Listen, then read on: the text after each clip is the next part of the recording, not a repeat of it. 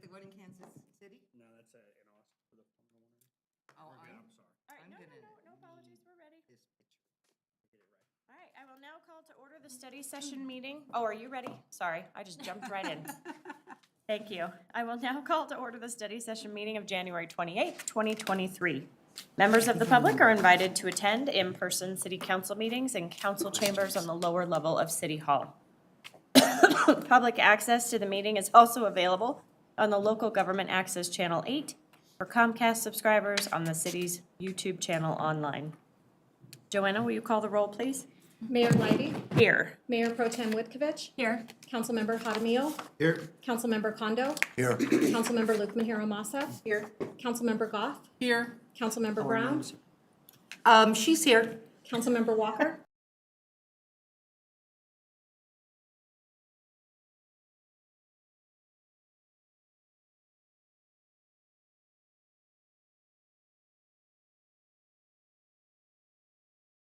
So let's find our rating sheets.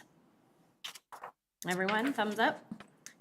And as soon as we're ready, Joanna will bring in the applicants. So each applicant has 20 minutes for their time. Each council member will ask one question. So does everyone know their question? Find it? It is written on the sheets. I'm just helping people. If you haven't had enough coffee, I want to make sure you see that it's written on the sheets. Madam Mayor, may I make a comment? Yeah. So, Joanne, is this correct? There's a special color code on each one of these, so we don't have to No. put our name right? Your name's already on it. Yeah, but that wasn't supposed to. Oh, no, it's not. Oh, Yeah, it is. It says, Now I will request the color code. Joanna, do you want to speak to this? I don't know what your question is, Rich. So council has been provided the rating sheets, and then, so once you fill out your rating sheet that was left in front of your place, if you'll just pass them down the road toward Jay's area, and then I will gather them up, and we'll take care of you're gonna tell Oh, her. I computing the see it. scores. Yep, and then that will be provided to council at the end. Thank you. Thank you. So Like I that. think, Did you put your name on it? no, No need to put your name on it, nope. yeah. And I think it's, highlighted my name. I'm sure that we'll be able to tell. yeah, so she has a system for pulling it all together. Fantastic. Okay.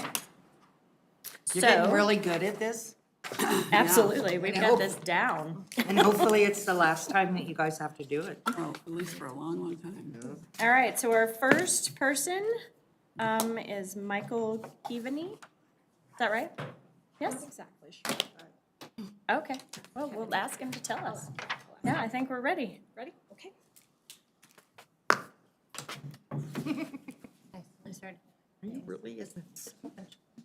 You work all day. Yeah. Oh my God, I love it. You're like, Yeah, well, I think she did the same. Highlighted your questions. So I just did Now a we whole know. bunch of highlighting. I think it's fine. that is And awesome. I found it. It's okay. But I was hyper organized. Murphy. Why do you call it Murphy? We're not gonna talk. You and I are going to drink it because I told you I could.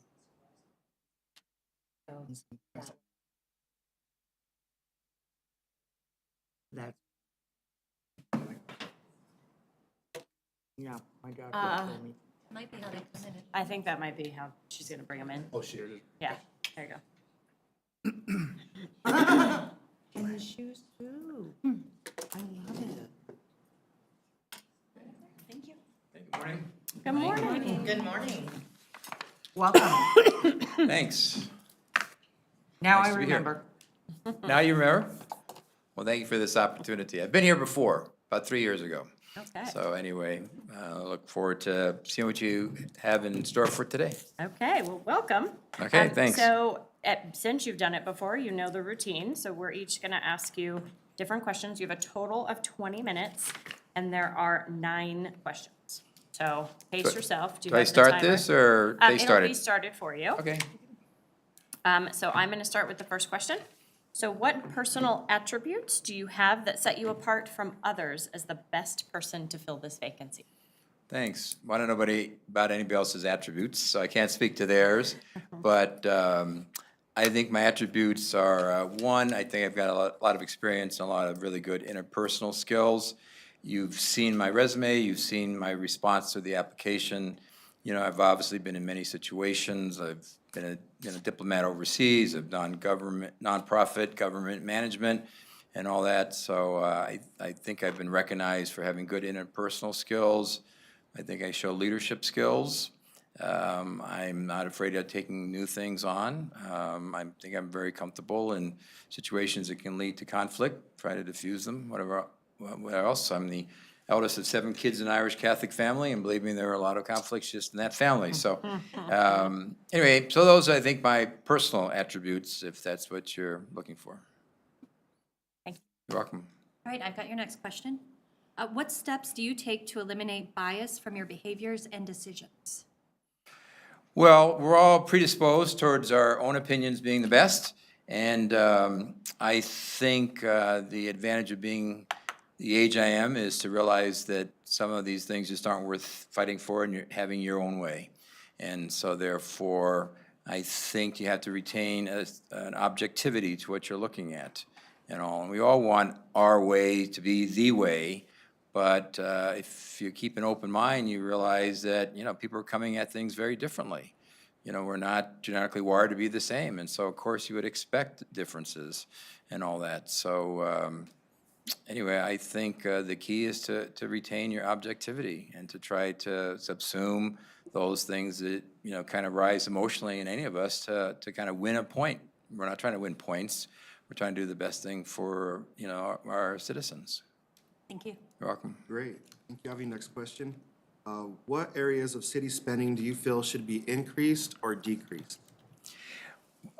Increase or decreased, the budget seems to be growing quite rapidly. And I appreciate that because of the various projects that are going on. And I realize that your personnel costs have kind of been the greatest increase that I have seen other than the capital projects and all.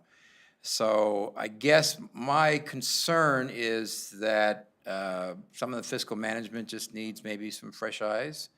Nothing against what's being done. I think the city manager's doing a great job. I've been here about 8 years, and I've been very impressed with the growth and certainly the Justice Center, the Rec Center, some of the changes at the marketplace and all that, you know. But within the city, the population is pretty static, and yet the cost for doing business here continues to go up. And I've got a pretty good long fiscal background, financial analyst, a number of things. I was an accountant for many years. And I'd just like to see if there's anything else we can do to kind of, I don't want to say rein in spending. I don't have a full picture of, you know, where all the money is going to. But, you know, certainly I was president of our HOA. It's practically on the other side of I-25 in Pinnacle Creek. And, you know, we all recognize increases, you know, we've seen the water increases and the sewer increases and the projects and whatever else, you know, but I feel just with that organization, I really have done my best to, you know, just try to take a hard look at what the numbers are, and I really think I can add that. Thank you.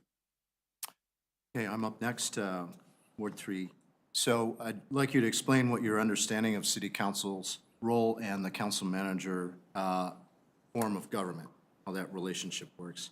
And how would you work to govern effectively in this framework? Let's see. So I've been involved with some cities in the past. Certainly, you know, I think the city council is here to basically set out the priorities. You know, they're here to make the policies, here to kind of oversee the work, but you hire the professionals to do the work. You know, it's not a strong mayor form of government. You all hold equal sway with your opinions. You all, you know, represent constituents and whatever else. You know, so, you know, that's how I see the city council. You know, you all have other lives, you know, the city manager, the city clerk, all the employees, they're full-time dedicated to this, but I think as city council members, you know, your job is to really provide the overall direction for the city, you know, and takes, well, a lot of discussions and arguments and consensus to decide what that is. And I think that's kind of the role of the city council, you know, and let it fall to the staff to basically implement the things that you set out, and then hold them accountable, for things that aren't going the way that you think they should go. Okay, thank you. You're welcome. Good morning, Michael. I have your next question. Okay, Shannon?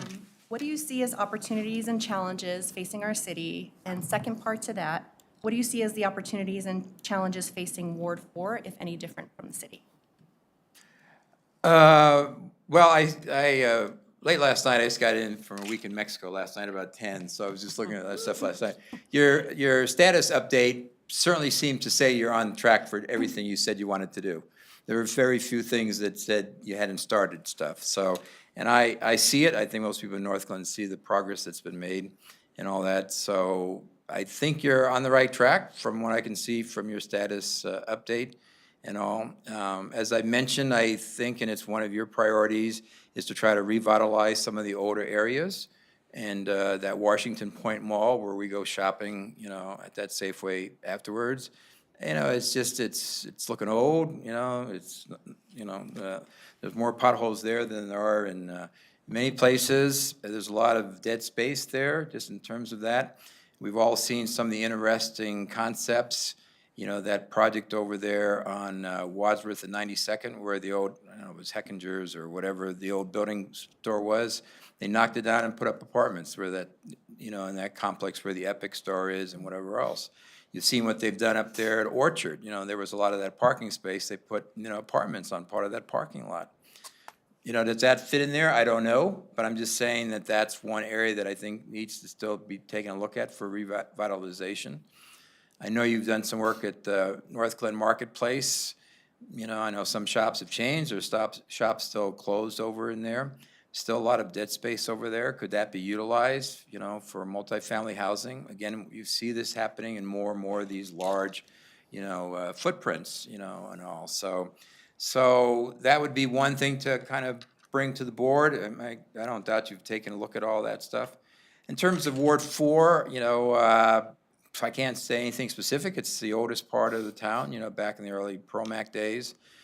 I grew up in Thornton for many years, pretty much where 92nd and Washington is. I grew up there.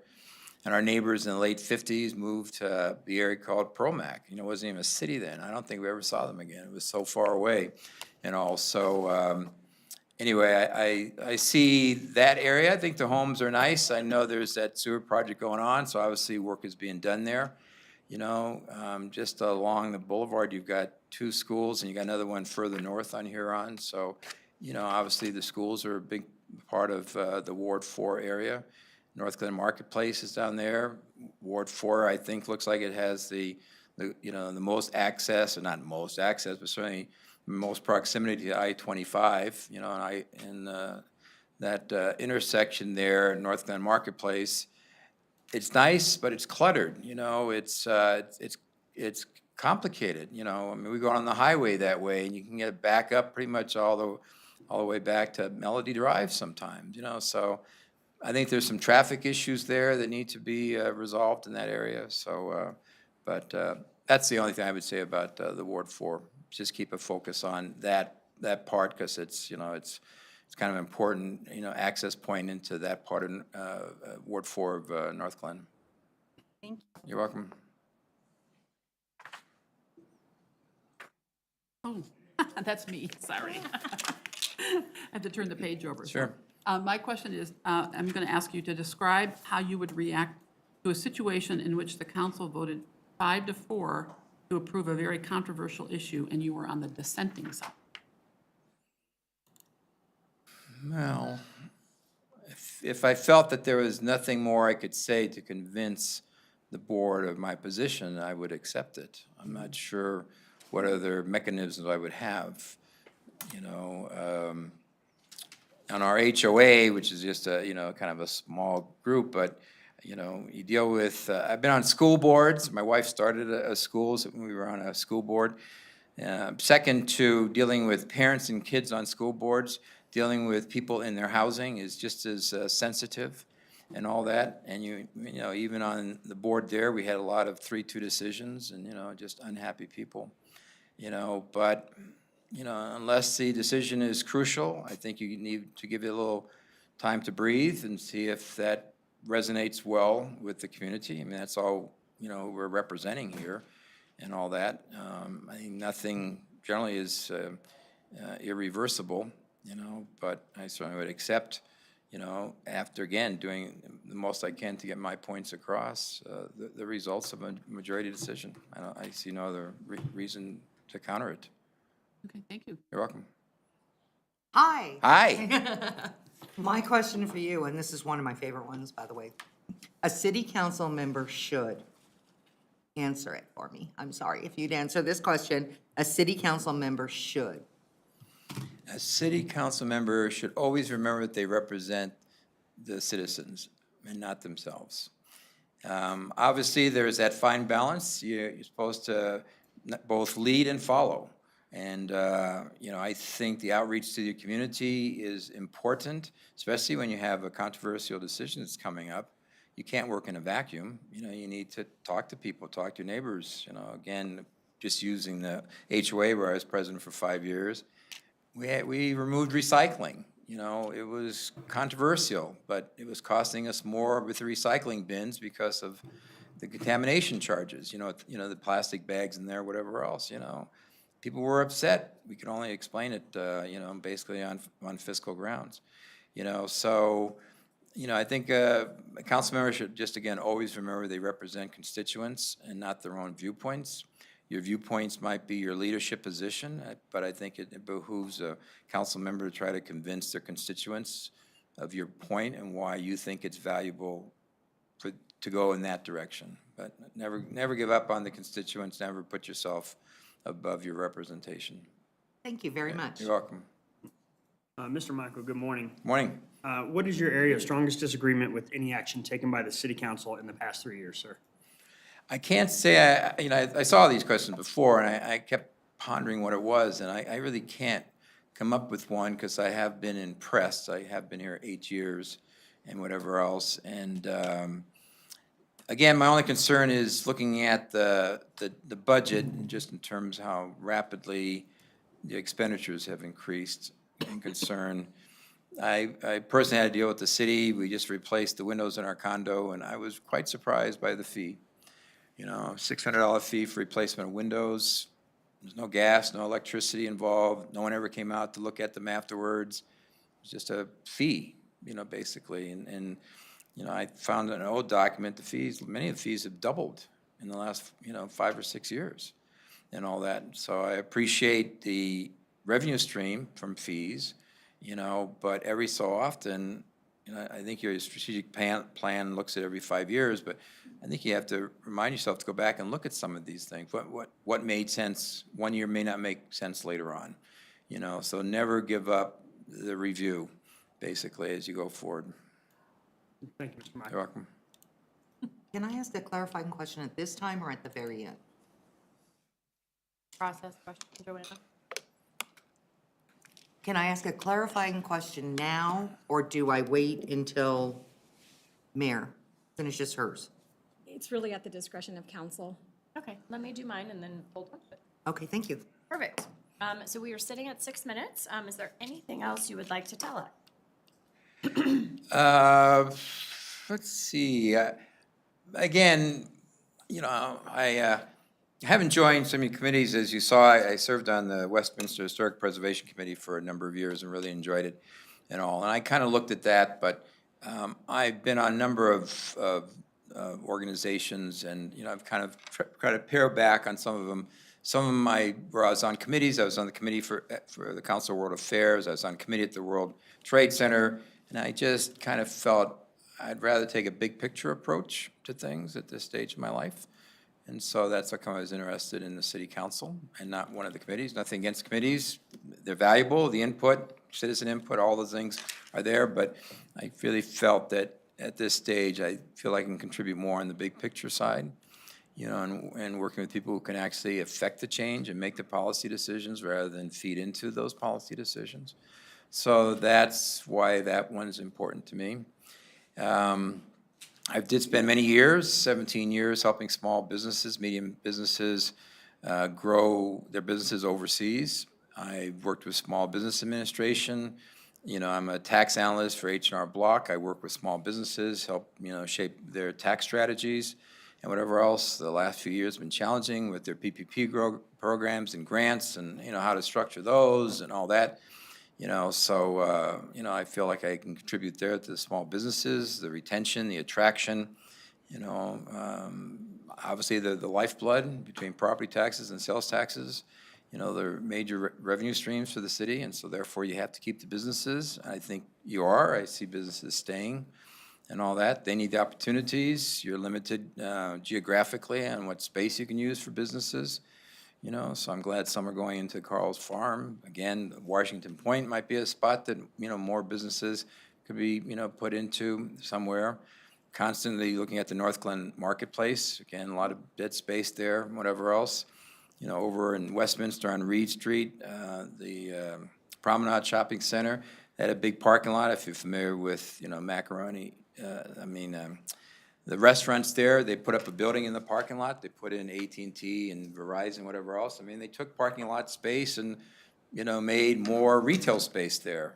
Again, getting back to some of these large parking lots that are sitting kind of half-used, it just seems, you know, we could do something there. You have to attract developers, they have to see the opportunity, you know, the return for them. So I would say fiscal management, small business, certainly citizen outreach, you know, big picture outlook, all the other things you guys are working on, public safety, you know, community involvement, you know, diversity, making sure the city is diverse, the parks and recreation, and all that. Got good parks here, probably limited on what you can really do with them, but constantly maintain them.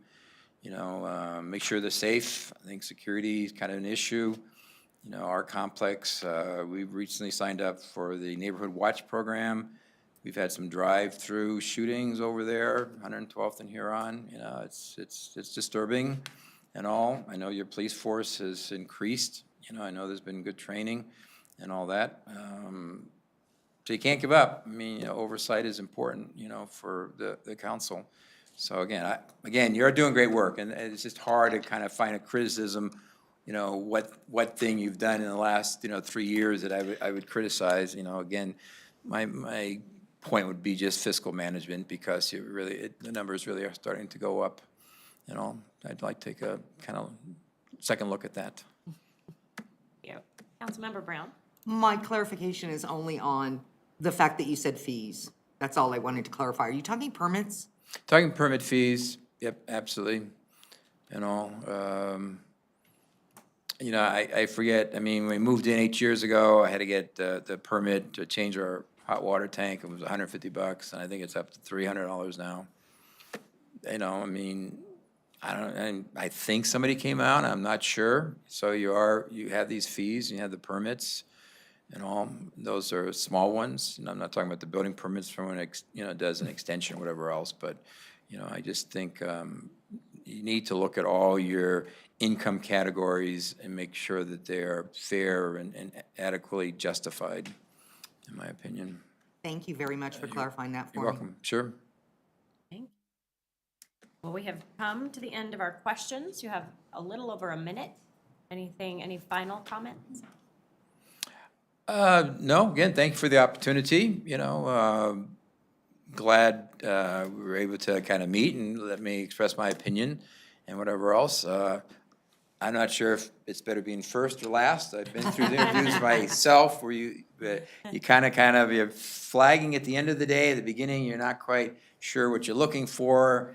The applicants help you clarify what you're looking for, so you become stronger as interviewers, I think, throughout the day and all that, and I won't get that opportunity, but hopefully I've left an impression, and I think, again, showing my willingness to live and learn. There was one question, you know, how would I hit the ground running? And my first thought would be, of course, the city manager briefing, heads of the city offices to understand kind of how the city works, you know, basically, because, you know, obviously they're the implementers, and I think it's important to, you know, let them be the guide, you know, and see what it is that we can do to make their jobs better to bring about the North Glen that we want. Great. Okay?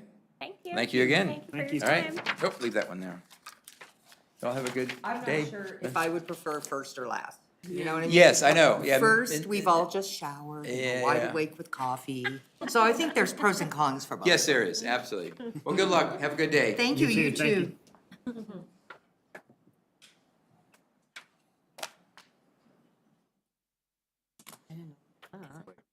I'm gonna tell you something. I agree with the permit. I just had my windows done as well. Too low or too And they high? never came out.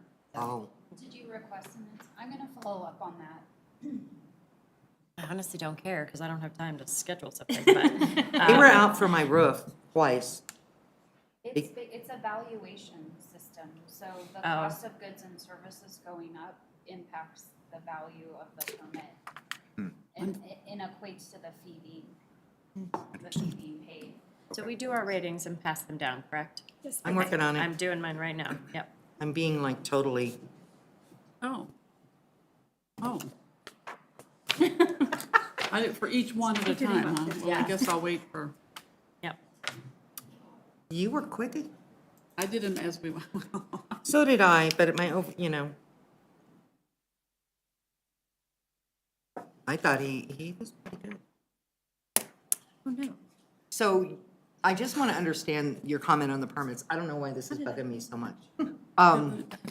Would your theory be that if we are not going to have someone come up and inspect them, we shouldn't have a permit system, Meredith? Oh, no, No? all I was saying is they're expensive and nobody came to my house. Yeah. That was it. I mean, Heather seems to have a perfectly All right. reasonable explanation. Michael.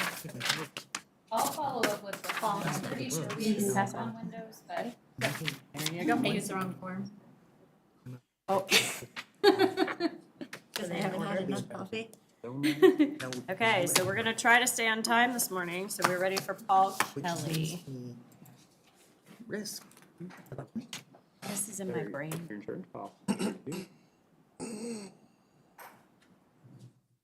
I thought about this in the last two times we've done this, and the whole time I'm like, gosh, you guys are so smart. You're bringing all this good input, like, how do we capture that and like. Yeah, I heard some good ideas. Yeah, right? I was like, yeah, I agree. Yeah, absolutely. Is that? Yeah. Some of our questions. Duplicate the application. That's true, maybe we And I should have didn't looked at that. Yeah. He was speaking, I was like, yeah, heard this everything you before. said right here, yep.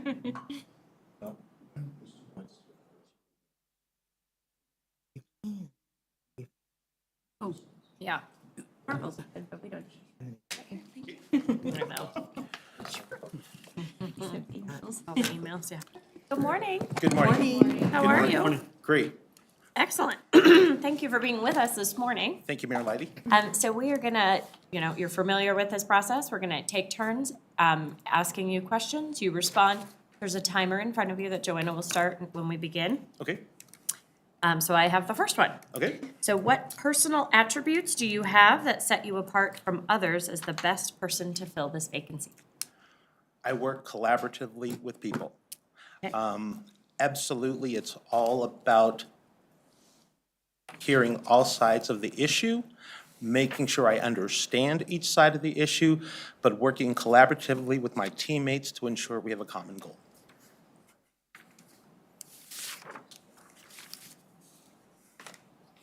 Right, well, I've got your next question. What steps do you take to eliminate bias from your decisions and behaviors? Being self-aware. Because if you're not aware that you're biased, how do you know you're biased? And when I say this, what I mean is, about 10 years ago, I realized that I would look at situations, I would look at people, I would look at organizations and think, they're kind of this or they're kind of that, without ever talking to them, without ever understanding where they were coming from, without ever asking, why do you do things the way you do them? And then I started self-reflecting and saying, did you ever realize you're going into this with an opinion that that you may be not fully informed about?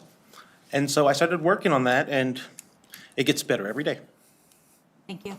Great. Have your next question. Yes, What areas of city spending do you feel should be increased or decreased?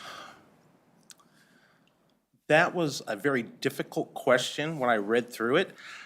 Without knowing all the facts, I don't know what's about to be finished, getting paid off. I don't know what we're gonna take on new debt for. So I can't just make a blanket statement. But I would like to explore and say, streets, let me say this. Ward 4 streets look great right now, okay? So I assume that a lot of money and resources have been put into improvements, infrastructure improvements. Is that being done all over the city? Is that something that needs to be looked at as a whole? So I would respectfully like to be able to sit down and speak not only with the council, but find out where we are. Where are we trying to get to? What is the plan you currently have? Are you open to new suggestions or ideas that may or may not have ever been thrown out there? And take it from that approach. I know the water treatment plant has always been an issue. It's not gonna go away. So. Thank you. Mr. Kelly, Rich Condo, Ward 3. Hello, My Mr. question- Condo. Hi, good morning. My question is, please explain your understanding of the city council's role and the council manager form of government. How would you work to govern effectively according to our city charter? City council, it's my understanding, city council is an overseer. They don't actually manage the city, but everything goes through them for approval. New plans that are being made have to be approved by the city before they're implemented. I like the idea that as a council, there are multiple voices, multiple opinions that are taken into consideration versus a one-person decision maker. And working with the city, and I want to make sure I make this very clear. Working with the city, I could not come in here on day one and say, you need to do this, you need to do this, you need to do that. I need to understand the issues, not from an outsider's perspective, but from an insider's perspective. What are we really dealing with? How did we get here? How do we get to where we're trying to go? But it's not, you can't make a blanket statement saying, this is the way to do it, or this is how we did it. And I'll just leave it right there. Okay, thank you. Good morning, Mr. Kelly. I have your next question. Okay. What do you see as opportunities and challenges facing our city? And then related to that, what do you see as the opportunities and challenges facing Ward 4, any different from the city? Well, I see the opportunities facing our city, and I'm going to tie the two in together. Ward 4 is really starting to grow financially, and when I say that, I mean businesses are starting to move in. The city marketplace is 95% leased out, if I can use that term, and so that means there's going to be new faces, new places, new players. What challenge does that bring? It can bring a lot of challenges, more traffic patterns, maybe the need for more police enforcement. It could mean that we have to have more, what's the word I'm looking for? More input from the community as to what do these new businesses mean for me? How do they affect my neighborhood? And it's not just one thing, but overall big picture view.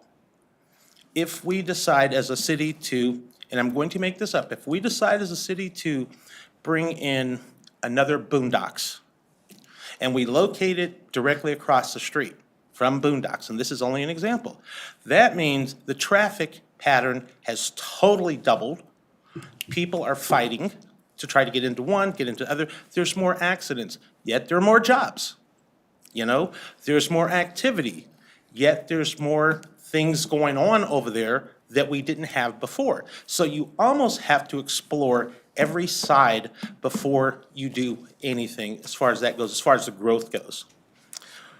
One of the challenges we have, and it's gonna be a big one, We have a homeless population. We have an unemployment population. We have a housing crisis going on over here. We have challenges with drug abuse.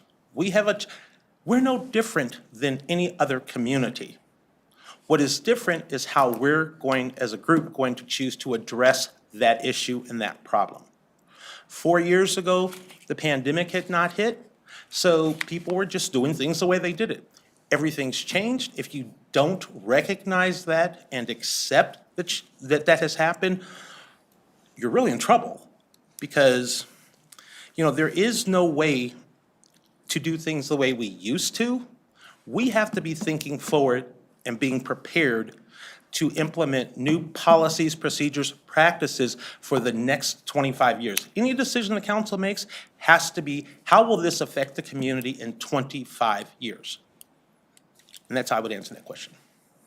Thank you.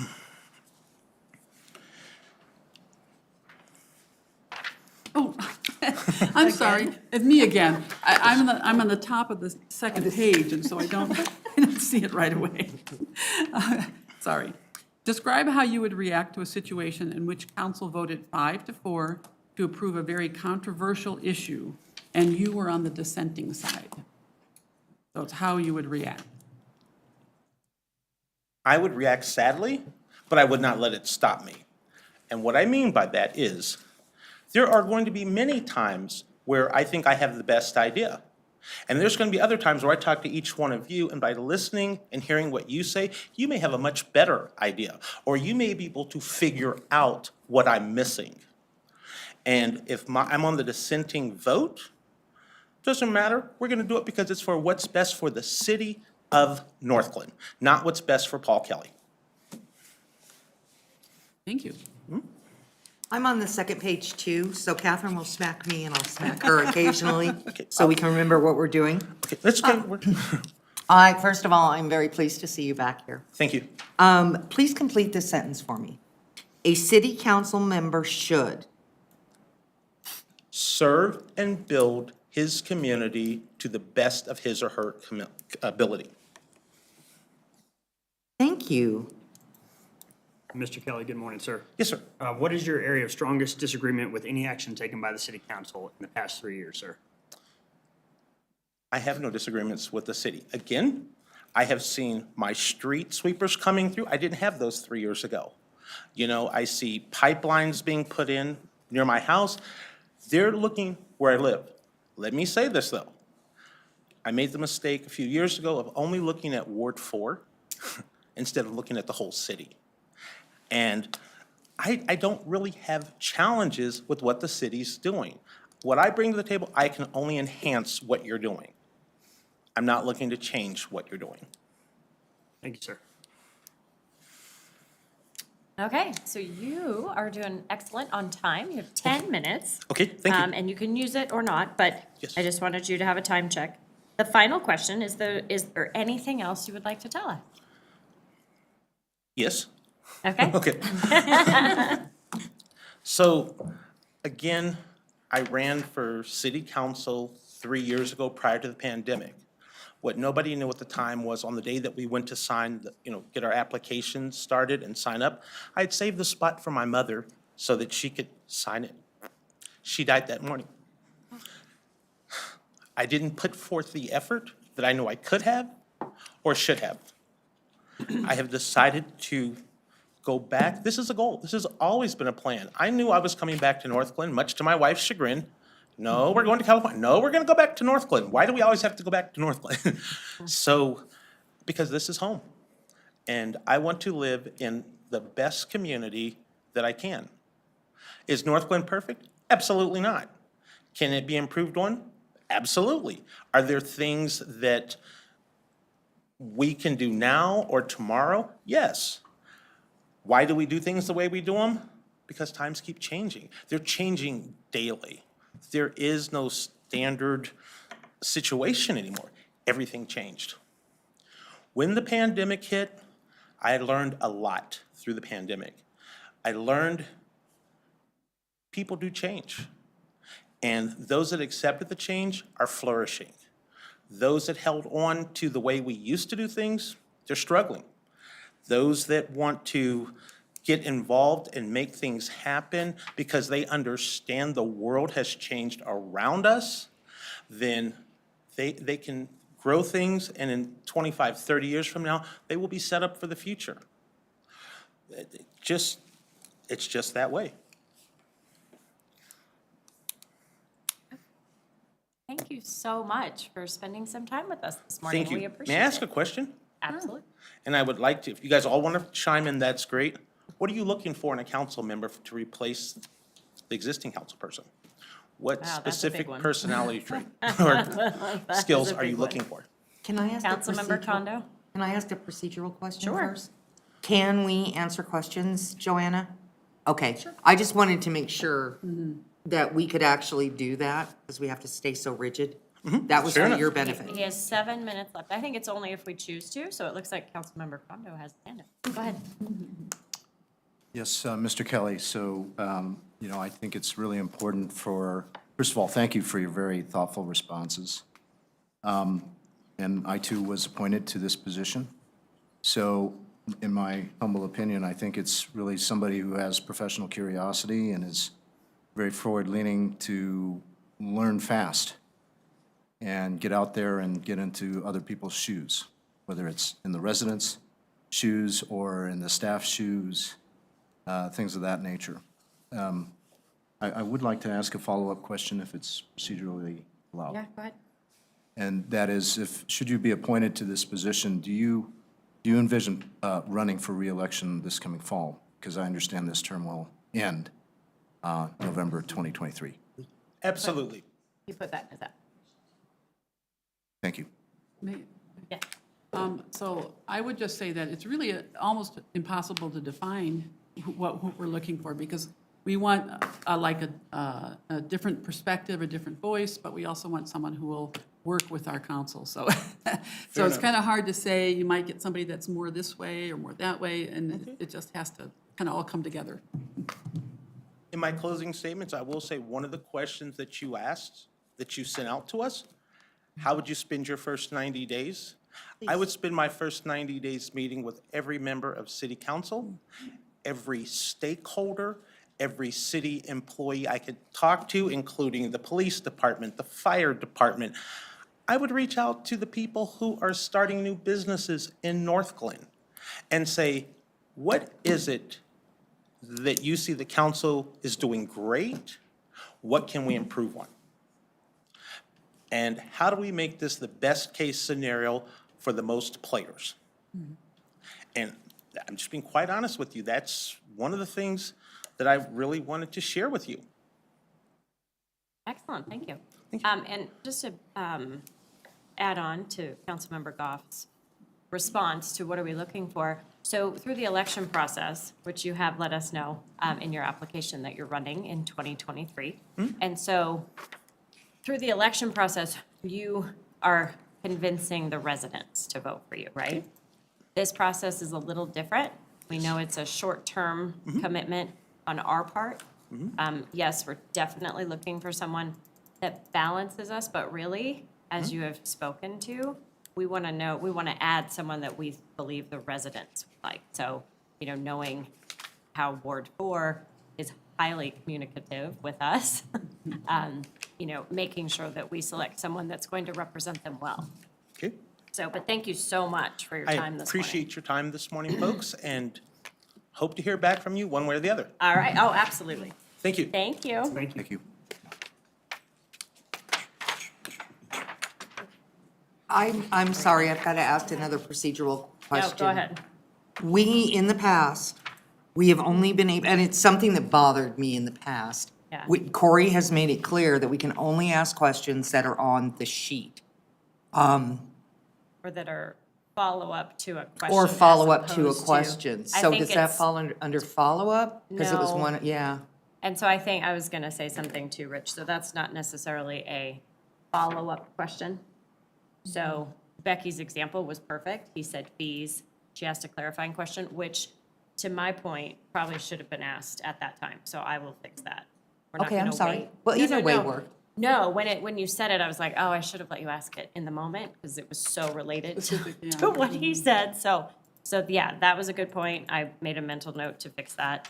And so, yeah, she is right. The questions have to be related to something they've said. Does that make sense? Okay, so I was out of bounds by, A little bit. I mean, no big deal. Yeah, it's He because he had mentioned shared it in his application, so. Yeah. The only reason that I bring it up, and I just want you to know I'm not being a bee, is because every person has the right to hear the same question. Because now we've got, and I'm not, it's perfect question, I would have loved to have asked it. But they have the right to respond to the same question. okay. And now we've thrown one out that's not. I'm not being a bee, but in No, this I process, we've appreciate learned that so feedback. much about what we can do. Okay. And you already know, Rich, that I'm anal. No. When it you're- comes to you're- procedures You're and helping stuff. keep me in the lane, so I really appreciate that. Okay, and I am taking 30 seconds. I'm bringing the coffee in here. Oh, thank you. Too far away. Can you bring the caffeinated one in? Caffeinated. Will you bring the non-caffeinated. creamer too? Anyone want to help me? Yeah. Thank you. I'm sorry? No, she just, No, she, I used the wrong one, so I crossed wrong out the one on name. top. Did you see that? Yeah, I just accidentally used the wrong one. Thank you. So silly. well, it just makes it interesting. Yeah, I'm just gonna make sure I've got these in order. And I think I did before. I don't know how I got them out of order. Well, you know what it was, is you Jody. probably, when you were highlighting, you ended up hopping on the bottom. Maybe. Or something like that.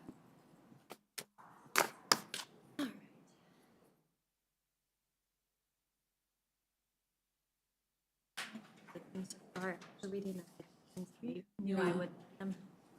To me, there's maybe more of a, more points or whatever, more positive things we could actually trying to find.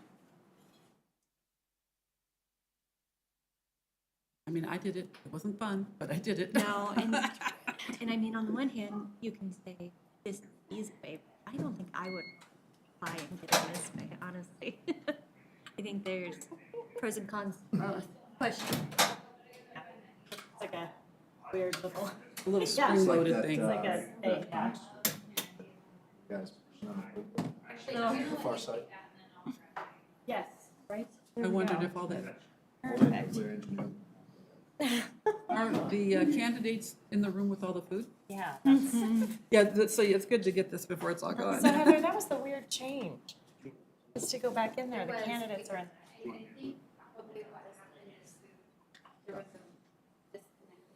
Yeah, I need some more. Anybody else need another stir? Oh, we got it. I grabbed it. Oh. Here I am trying to be helpful and show that I can walk like a. Well, you can put it in your drawer and play with them. Or I you, count on you for my toys. I'm like, oh, yeah, I do have time, I'm a like- I know. I do have a Maybe I should be crocheting. You crocheted. Yeah. Cammy wants a baby blanket for her baby. Ah, Do you think I have basic skills? uh-huh. Yes, I need the real one. I have basic skills. Do you think I could do that? Yeah. Yeah, there's a couple of ways to do it. One would be to make squares and then put them together. That might be the easiest. But otherwise, there are Did you do me? I want regular. patterns where you could do like a zigzag or something, and then that's pretty simple. Really? Okay, Yeah. just get a book? Yeah, you can even go to, sometimes you go to stores and get a kit that has the yarn and the directions all together. Give Love a Bad Name Thank by you, Bon Rich. Jovi. But Yeah. And Under the Bridge by Red Hot Chili Peppers. Did I sing a bunch? Well, there are ones that. it's Saturday. We're able to do them. And then like the last ones we had to do without lyrics. You did good too. Yeah. It was just like the voting was kind of weird. Because you had to like, 5 times, Catherine? people had to be there like, or on TikTok and vote for you. Yeah, And so like, and I worry about saying like, things really- on camera, not a lot of people voting for but because now they all know But it's like, that we, I don't know. But that's, it was voting, I mean, I just had less people voting for me. oh, I know you did. Now I know, be like, oh, everybody. Yeah. Get everybody on my TikTok. The first two have applied to us. Exactly, I'm like, okay, now that's how it works.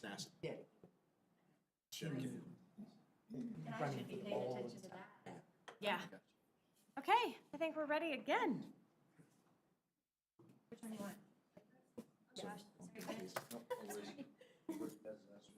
would rather hear what you feel like.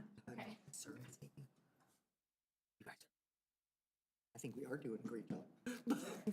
On the concerns question, I'd rather hear. But I'm capturing, like, I think we need to pay attention. They have really good ideas. Me too, that's why I asked about that one. Yeah. My question is at the end, and we get down, we usually get down to our, like, top 3 candidates or Yeah. whatever. Can we get these back, because I'm making my notes on them? I think we do, yeah. Okay. We should, because you're right. I'm gonna need to see them too. Thank you. Yeah, good, good thinking.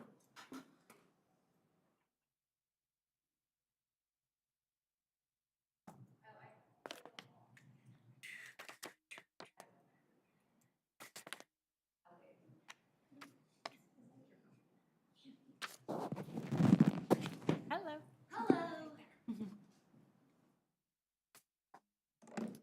All right, welcome. Thank you. So, the process, you have 20 minutes. As soon as we begin, the timer will start for you so you can manage your own time. There's 9 questions, and we're just going to take turns asking them. I have a question. I have anxiety. Is there any way that I can do this sitting down? I just don't want to pass out at the podium and then I'm you guys fine be with like, that. who knows CPR? And then everybody's like, nobody. Yeah. Oh, Is there a way that you can see the timer countdown so that you can manage your time, or? yes. Okay. Okay. I don't, okay, I can see you. Me too. Great. Hi. Can you see the clock? Oh, sweet. Thank you. Oh, that's lovely. And it's warm. Thank you. That was so kind. Thank you for Thank you. Thank you. creative thinking. All right. First one, what personal attributes do you have that set you apart from others as the best person to fill this vacancy? I have an overly positive attitude. I am very understanding and I take into consideration everybody's opinion. I just enjoy being nice to people. I like the fact that I know that it's harder to bring someone up than it is to bring them down, and I like having to fight that and bring people up instead of down. So, and I'm always smiling. You know what? I don't actually know that not the other contestants or whatever aren't, but that's what I feel. I don't know. All right, I've got your next question. Sure. What steps do you take to eliminate bias from your behaviors and decisions? Oh, I always take into consideration everybody's opinion, and I try to talk it out. I think conversation is the best way to work through any issue, and I don't see people according to anything but their personality, their individualness. So I'm not really biased towards anyone because everyone is an individual. So I can't really go into something with a biased attitude if I don't see them for anybody but who they are. Thank you. Great. Sure. Hi, Brandy, I have your next question. Hi, okay. What areas of city spending do you feel should be increased or decreased? Okay. So I've got kind of a little thing about this. I've seen the budget and I know where the money goes. I haven't, and I don't want to be, I'm not trying to be combative whatsoever and say anything bad. But I see where the money goes, but I don't physically see or feel where the money goes. But I do believe possibly I understand that city council is trying to be take a proactive approach to a lot of the streets and putting in new piping before a complex goes up or whatever. I think that instead of being as proactive as they are, I think a lot of that money would be better spent towards possibly the police department. I've gone to the police department, and I work with Northmore Elementary, and I've seen that a lot of the school zones aren't abided by, and I've talked to Officer Prince, who is our traffic control person, and he indicated that he does not have the staff to do so. And I think that that is a major concern because we've got little kids, we've got teenagers on their phone not paying attention. And so for them, they're also the culprit of speeding, of course, sometimes. But for it not being patrolled as well as it could be, I think I would much rather see it being spent there than on all the road construction. I understand potholes, I understand that kind of a thing, but all the being overly proactive about complexes or buildings that might be built in the future and we want to do it now, I think that there could be an even keel there and not so much towards one than the other. Okay, thank you. So, Ms. Lewis, Rich Kondo, thank you for your positive enthusiasm. I think that woke me up this morning. Sure.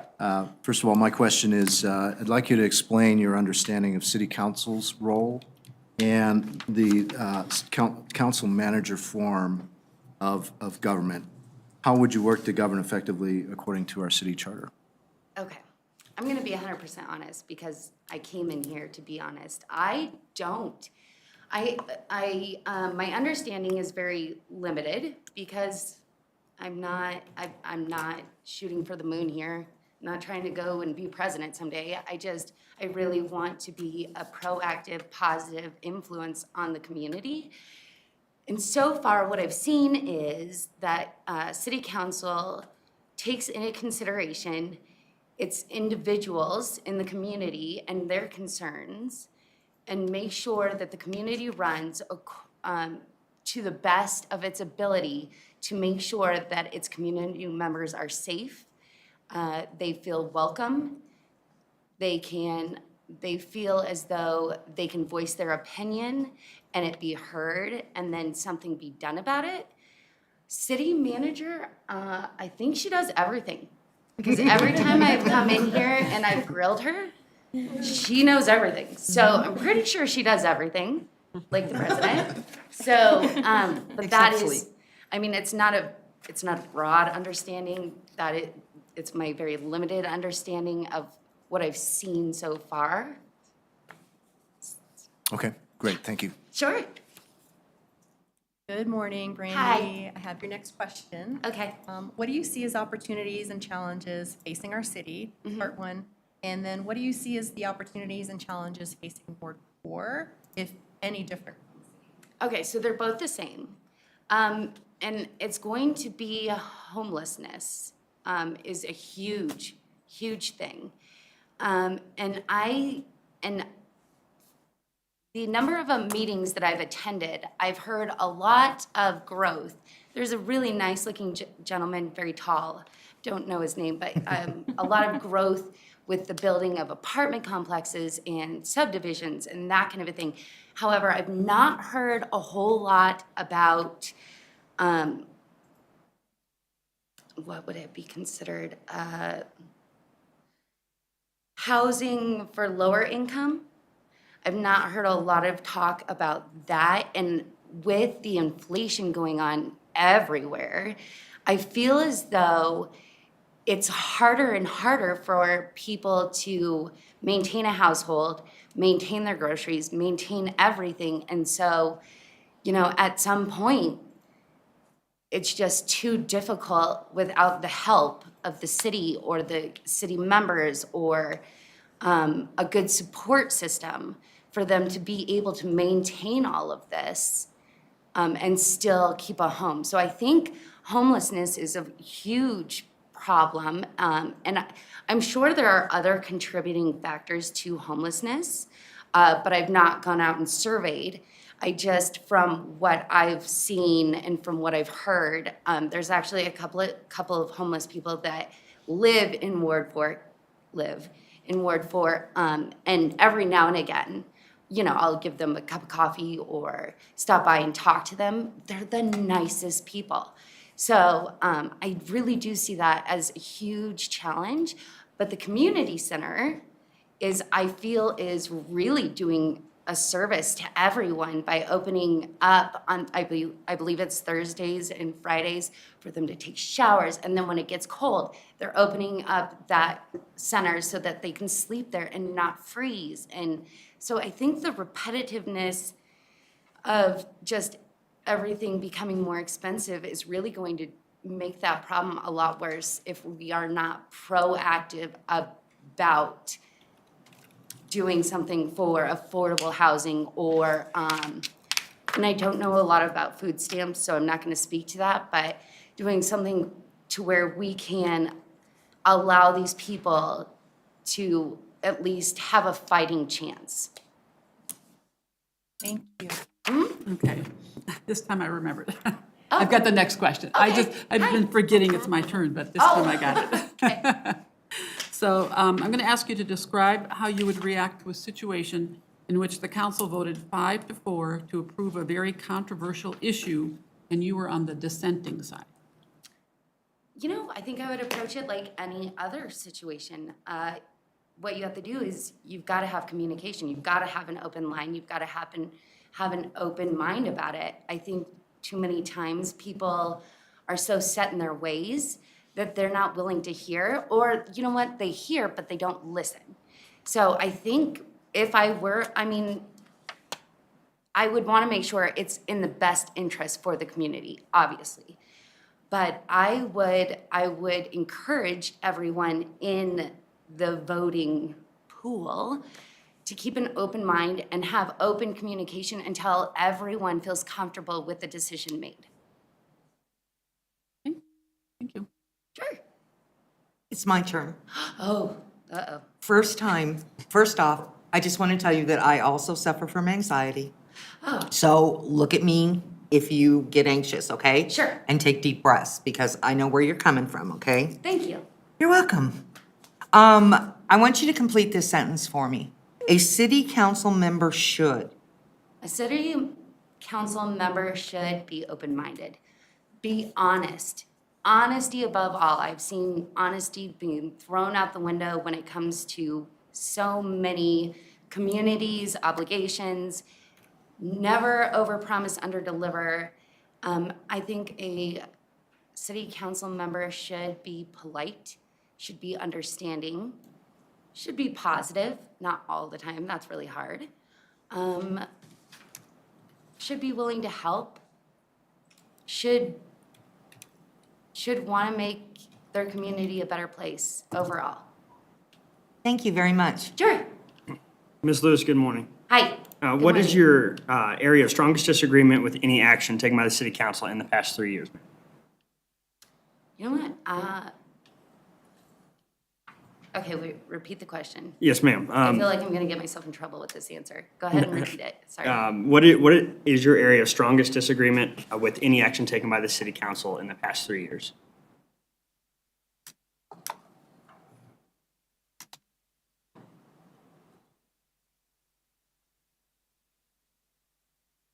You know what? I'm gonna be honest. I don't think.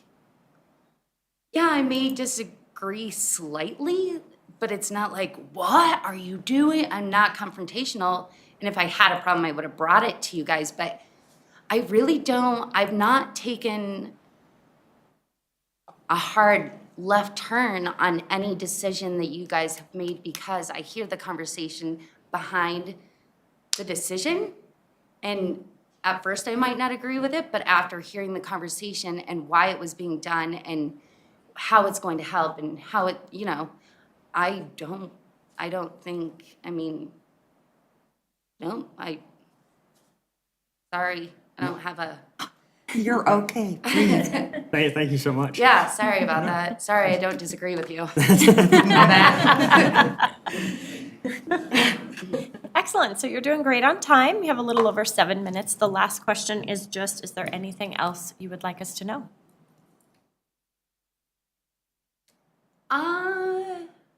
About myself or just anything? Anything.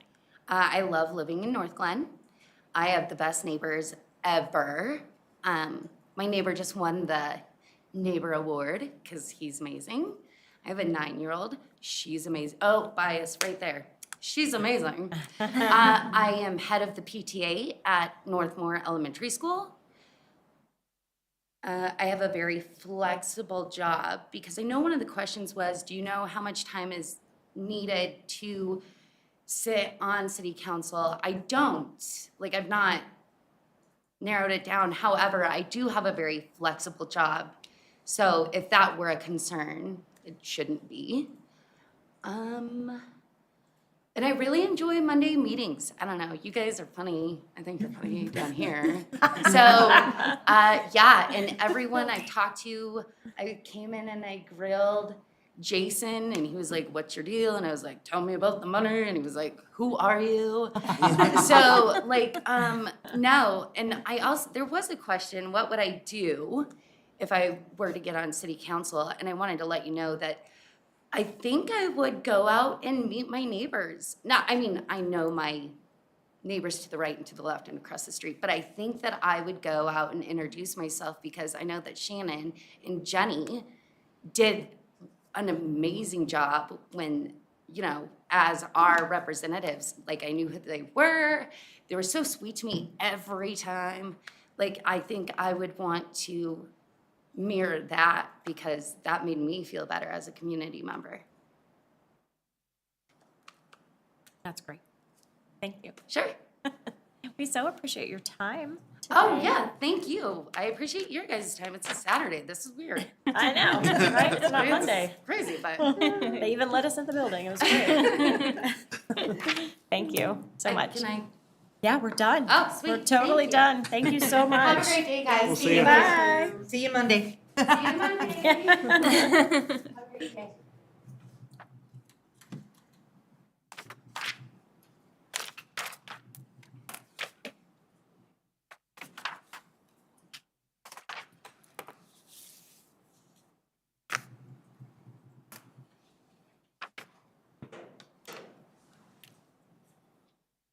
You ready, babe?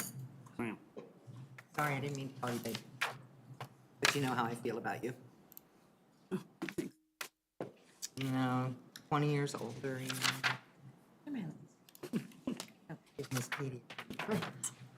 Tell her I said that. Care about. Like, why? Do It's I like, care?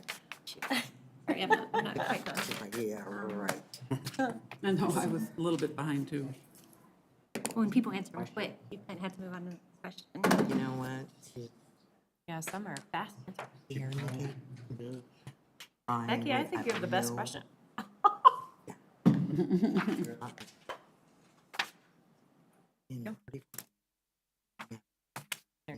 Yeah, Yeah. Yeah. I like mine though too. I know, I like them all. I just think hers is the easiest one to ask. Here you go. This is the KISS principle. Yeah. Simple. I won't Yeah. say the last one. Stupid. Thank you for saying that. I already said a curse word before. Allow somebody else. How do you do that? Just something boy. ingrained. Only 10 minutes, and that's not bad. Yes, me too. Mutual respect. The only way. And communication. Sorry, I'm giving him marriage advice. Oh. Like, what did we, it's You know what? gonna be really hard. I made. Did he have you on? I think you did. Hi, Tim. Good morning, everyone. How are you? Hello, how are you today? Good, thank you kindly. Good to see you. You know, I looked over this, applicants will manage their own time. I think I might be able to spin through all 20 questions. I think you're probably right. Yeah. It'd be up to you. I don't want to change your venue, though. You're the ones. Yes, well, you get to use those 20 minutes however you Okay. see fit. So we're going to start with, we have 9 questions that we've selected, so we'll Okay. read them one at a time. And then there will be time at the end if you want to add. So I start off. What personal attributes do you have that set you apart from others as the best person to fill this vacancy? My background in strategic planning,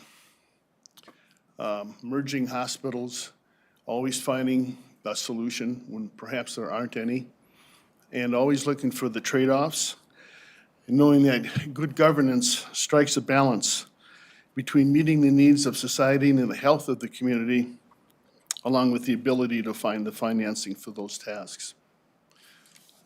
I conduct training right now for Waldorf teachers across the country, my wife and I in our business.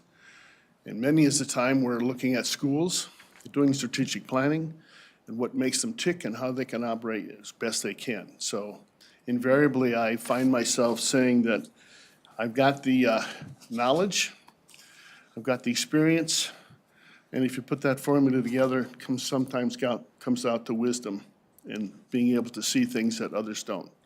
I've always done my homework, I'm a researcher, and I always look for the other trade-offs that might be there for us. All right, I've got your next question. What steps do you take to eliminate bias from your behaviors and decisions? What steps do I take? I hearken back to something called fiduciary duty, which every elected official should know about. Besides supporting our Constitution, fiduciary duty has much to do with duty of care. In other words, do no harm, do your homework, make sure you have all of the alternatives and then you're informed. The other one is a duty of loyalty, meaning you can't have any personal interests or conflicts of interest. And then a duty of good faith, which has to do with exercising due care and prudence, doing the right action. That's what I typically do, and I treat everyone the same. There's no differentiation when I have conversations with folks, no matter their background, gender, or where they come from. Thank you.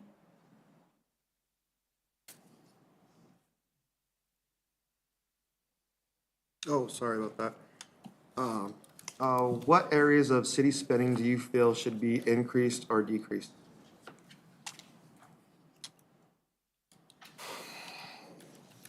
The increase would be for more speed bumps. And maybe even those traffic signal signs that tell you how fast you're going. I think we could use a whole lot more of those, especially up on 104th. That's my bias. I've seen too many accidents that were needless, and there's speeding going on up there. And in terms of what we might diminish in the budget, I really don't have anything. I'm not that conversant necessarily in where you're misspending your funds. I think I've been watching what you've been doing through the years. And if I was going to throw one thing in there, as part of another question, I'll jump to it. What decision was made by the council that maybe could have been a little bit better? And I'm going to tell you, Croak Reservoir, when you had the opportunity, you should have dug a little deeper, giving more depth to that particular body of water. Just so happened my neighbor worked for the Division of Wildlife, and we even went so far as to talk to the director of planning all about that back in the day. Because unfortunately, folks, it's poor quality water and poor quality fish that come out of it. Even though we stock it every year, I see those little kids pulling them in, and you take them home and clean them and try to eat them, not so much. Okay, Mr. Long, I'm going to ask the next question. I would like you to explain your understanding of city council's role and the council manager form of government. How would you work to govern effectively according to our city charter? You are a home rule city, and you have a council manager system, which puts the city manager as the only employee that truly is hired by the council.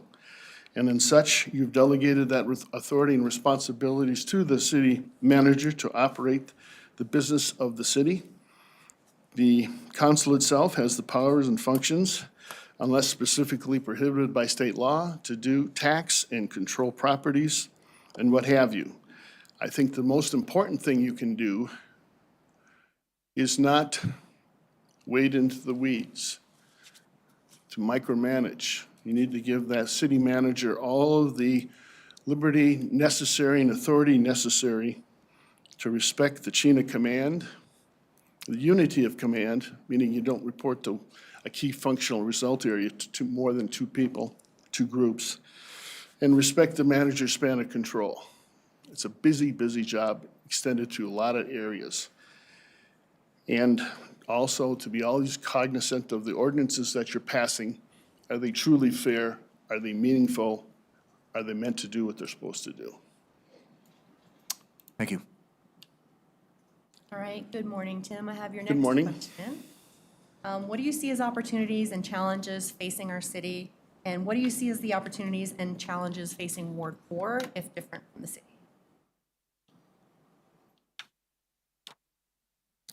Well, the challenges, I think I've already spoken to it. I'm really concerned about the safety of the traffic in our town. There are some concerns that I have with some of the vagrancies that we have, some of the homelessness. If I can jump to that, I know it's another question. But the concerns that I have reflect my background and my career, having established 2 alcoholism recovery units in our downtown hospitals. I saw the drug abuse, I saw the alcohol abuse, I knew what was behind it. And some of the times with homelessness, quite honestly, besides the mental health issue, sometimes folks just have bad luck. And I think it's the best thing we can do to find a way. And if I were to strengthen the city's capabilities, not to share what you should be doing, but finding the best grant writers you can find, to find the funds out there to make a real difference in getting to the bottom of things, not just eyewash or talking things out or using words, but actually have a hands-on program. And I've noticed that you're balancing that, what you're trying to say is you need 1 bed for every 1,000 residents in North Glen. So you're looking at between 36 and 40 beds in a unit. And again, having established those units in the past, with all the rehab folks we had, detox takes 4 to 5 days, but after that, in a 28-day program, you're spending the next 3 weeks really getting to the bottom of the real problems and issues that they have. That drug abuse, the alcoholism, whatever it might be in their situations, it's a symptom of the bigger problem. And that's what you have to get to once you could get them clean, to the best of your ability. Thank you. All right. You're ruining my fun. I keep forgetting this when it's my turn, that's what's Go going on ahead. here, so. Describe how you would react to a situation in which the council voted 5-4 to approve a very controversial issue and you were on the dissenting side. That's happened to me. And I've always responded with equanimity, saying that I don't take personal affront, nor do I lose respect for anyone that was involved in the conversation. One of my best friends from growing up is a judge back in Minnesota. And I said, what's the one attribute that you've come through life with that you can sit up there and be a judge over all the people that come forward? And he said, I hearken back to our intuition and the core values that you carry with you. So those are the kinds of things that we would really hearken back to. I would not take offense. I haven't taken offense. I'm not that argumentative. I try to find humor in things and always look for the other side of the point of view that perhaps I didn't see, but I'm respectful of the decision. Okay, thank you. It's my turn. Okay. Hi, Tim, thanks for coming in. Oh, sure, I really do. sure, We Becky. all really do appreciate all the candidates that have come in. Please complete this sentence for me. A city council member should. Always be open to change. Not micromanage the people that you've delegated authority and responsibility to carry out the duties of the city. As you have the delegation down to the city manager for actions and things that need to take place, the reverse order is accountability back to you for the outcomes that you have directed them to do. So again, I'd hearken back to the chain of command. unity of command, and the span of control that the city manager has to oversee. You have to be very respectful and not try to do their job, or I use the term administrivia. Weighing in the weeds, looking for all the stuff that really you need to let Heather Geyer do her job. Thank you so much. You bet. Mr. Long, good morning, sir. Good morning. You kind of alluded to this earlier, but I'm gonna ask the question anyway.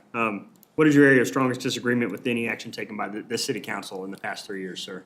Well, I took it back to 5 years. That Crook Reservoir is kind of a sticking point with me. And again, maybe not enough speed bumps, you know. Other than that, I think what you've done, I've seen the council, if I might say so, in the near 20 years I've been around watching you folks operate and standing at this podium. I always declare it first that Northglenn is my hometown. That's the very first thing I'll say, always when I'm up here. Having served for the Urban Renewal Board for 7 years, and now going on my 12th year, term limited at the North Metro Fire Rescue District, I've seen a lot of change for the good in this city's operation. We've come a long way, small but mighty. And I'd like to be a part of that. All right, thank you, sir. Okay, so you have about 8.5 minutes left. Is there anything else you would like to tell us?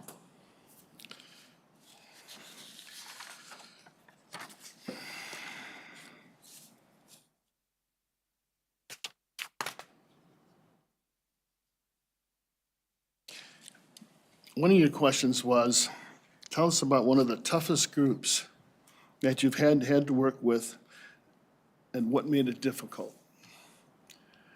And that kind of ties into another story that I have in my background. There was a merger between Presbyterian Medical Center and St. Luke's Hospital. I was at St. Luke's Hospital in the administration. My task was to find a way that we could merge these two great institutions into one. It's now called PSL. Health One is the moniker we use, the trade name.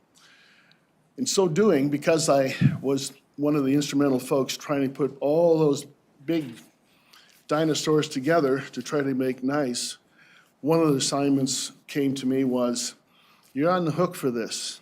We've got heart doctors over here, cardiothoracic surgeons and interventional cardiologists at St. Luke's Hospital, and they've been tooth and toenail competing for 25 years with the other group of cardiothoracic surgeons and interventional cardiologists. So how are you going to bring both of them together to make nice under this new facility?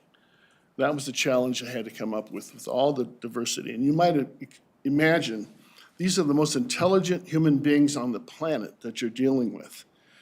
And they have their games too, as you might expect. So we had to find solutions as to how to bring them together.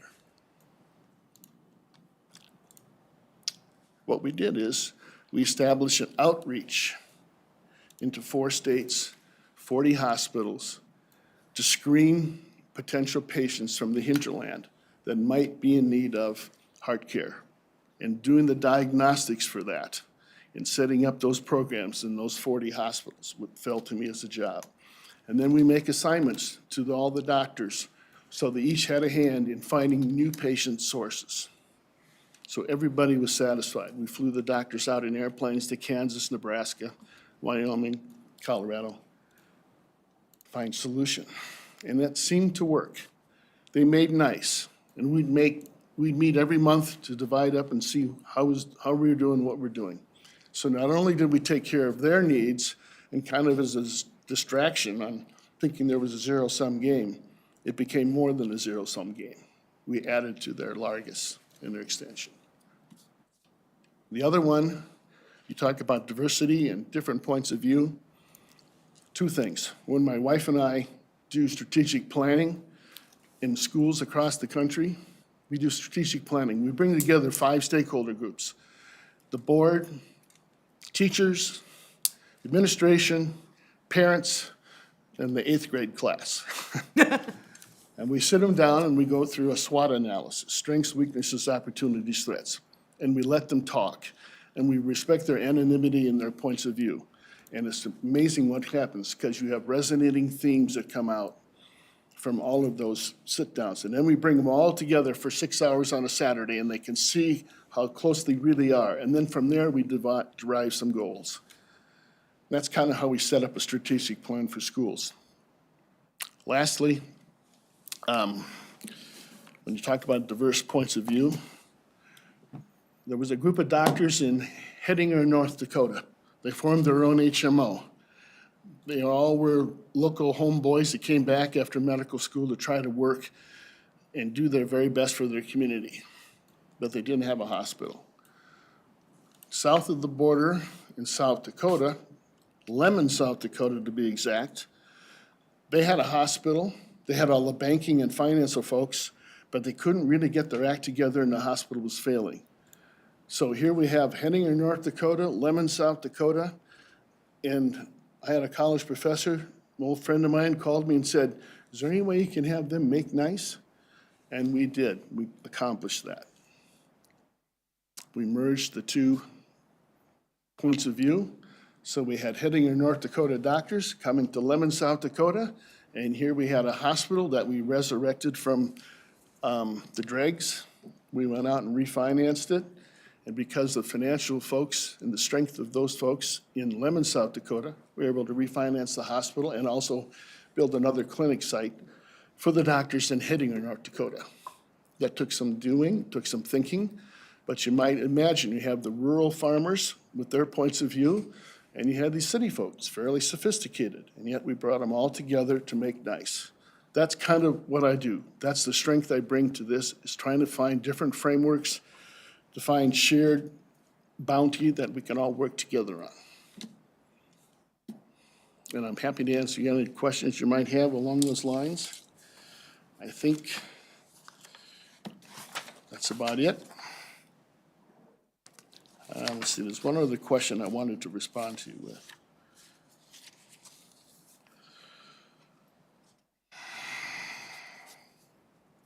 Yes, I'm aware of the time constraints and the time commitment you all have to make. How would you prepare for a city council meeting? Not unlike how I prepare for my North Metro Fire Rescue District. And those of you who have watched me in action there, you know that I've done my homework. I usually come prepared. I have the answers, try to seek good responses from the team, the staff folks. And I must say, we are very blessed to have the North Metro Fire Rescue District firefighters that we have serving this community. And one of the things you also ask in the question is, what committees would I like to serve on?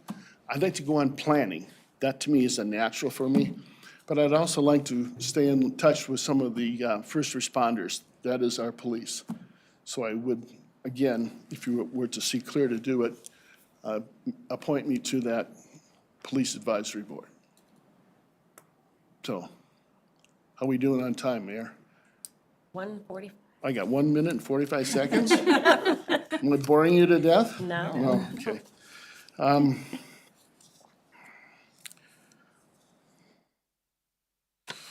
Let's see if there's anything else there.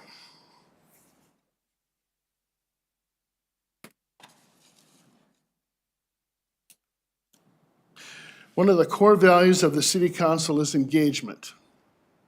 I don't know if any of you know of this, but in a striking thought, this last summer, I ran for Congress in our new Congressional District 8. And in so doing, I interviewed and met with lots of folks. And I did so in their own homes, on their terms, on their turf. And the information that they shared and your willingness to listen really helped me understand what's taking place in our community. I engaged them on their front steps. And I must tell you, I got such a learning experience. And when you listen and actively listen to what they're saying and engage them without trying to come out as a dilettante and be a know-it-all, but truly listen, that's when you really, I think, understand more and more what's needed in our government. Again, good governance strikes the balance between the overall health and needs of society and the ability of that society, that community, to finance those tasks. I think I'll end with that. Well done. Look at that, Watch 4 that seconds. countdown. That was fantastic. Thank you Awesome. all. Thank you for listening. Thank you for being here. Thank you.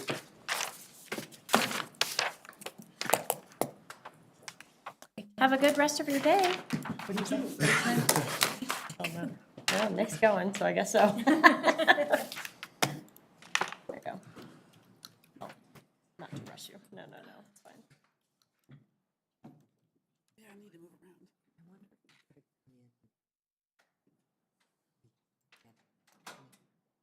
If I could have asked, will you be more remote? This planning, Oh, how does that fit? yeah. Would that have been a good follow-up question, but I don't think he's working right now. I mean, he's not remote for hired. no, but for his business. Oh, I don't know. And does it really matter? No.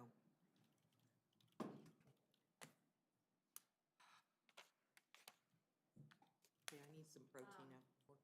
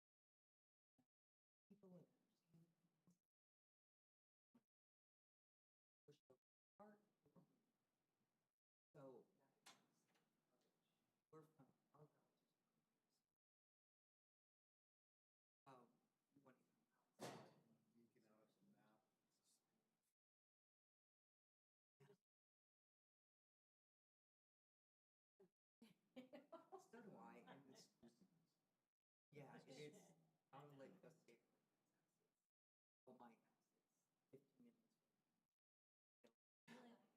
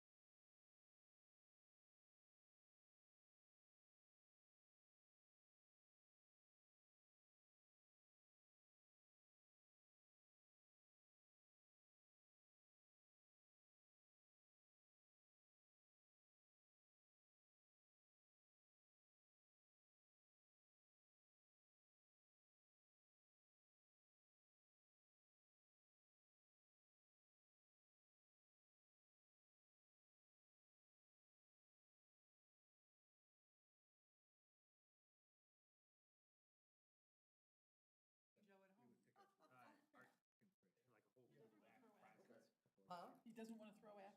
He's not a social butterfly. So I have all your phone numbers on speed dial. If I need you, I'll be calling you. I'm going more to visit, although my upper body, I'm doing chair yoga. Because it's all I can do right now. So my upper body strength is coming down.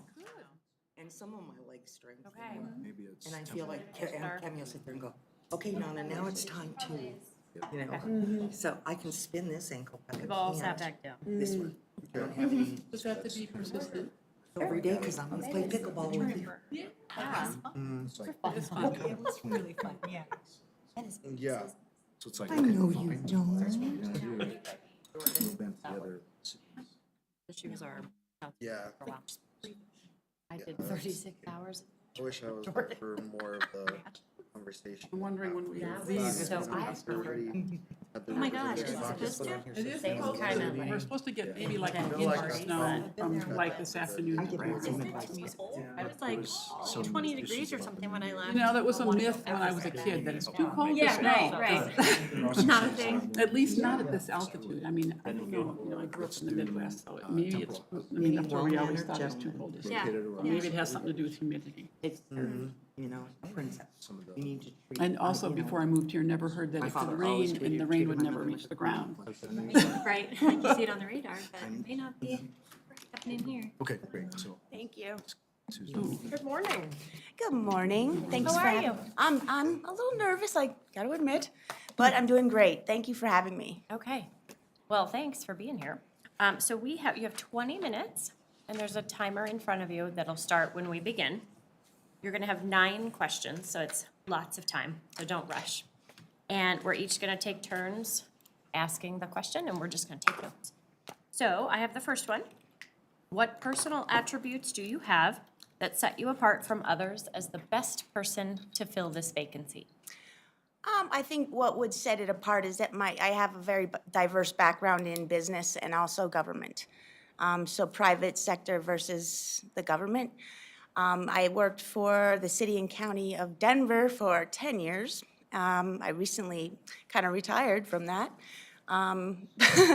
But I'm usually on the other side of the podium, like behind the scenes. So as far as sitting in on committee meetings, things like that, I've done hundreds of hours of listening, taking notes, and then basically going through the notes and then creating information for technology services. And therefore, that is then put out to the public as well as live stream. So, I've got your second question. thank you. What steps do you take to eliminate bias from your behaviors and decisions? Okay, that would also include, you know, business or just in worldly events. Basically, you just listen to what, you know, was being said and then kind of take it from there, you know, go look up your facts, kind of research the questions, and then come back and then basically just make sure everybody's on the same page as far as what the information is being talked about or discussed. Thank you. Great. Good morning. I have your next question. What areas of city spending do you feel should be increased or decreased? That's a really good question. Increased, that's always an iffy question. It just depends on what is the hot plate, like what you see the future as. So as far as my view, if you are going to work on, say, homelessness or community safety, that kind of thing, I would allocate certain amounts to that. But it literally just depends on what your goal is for the future of North Glen. Thank you. So, Ms. Mentor Swanson, Rich Condo, Ward 3. My question to you is, I would like to have you explain your understanding of the city council's role Sure. in the council manager form of government, and how would you work to govern effectively according to our city charter? Okay, so basically, every week you have agenda items that you speak of, and prior to that, I think you basically come together and discuss issues regarding the city of North Glen, the budget, anything that has to do with financial needs for the city.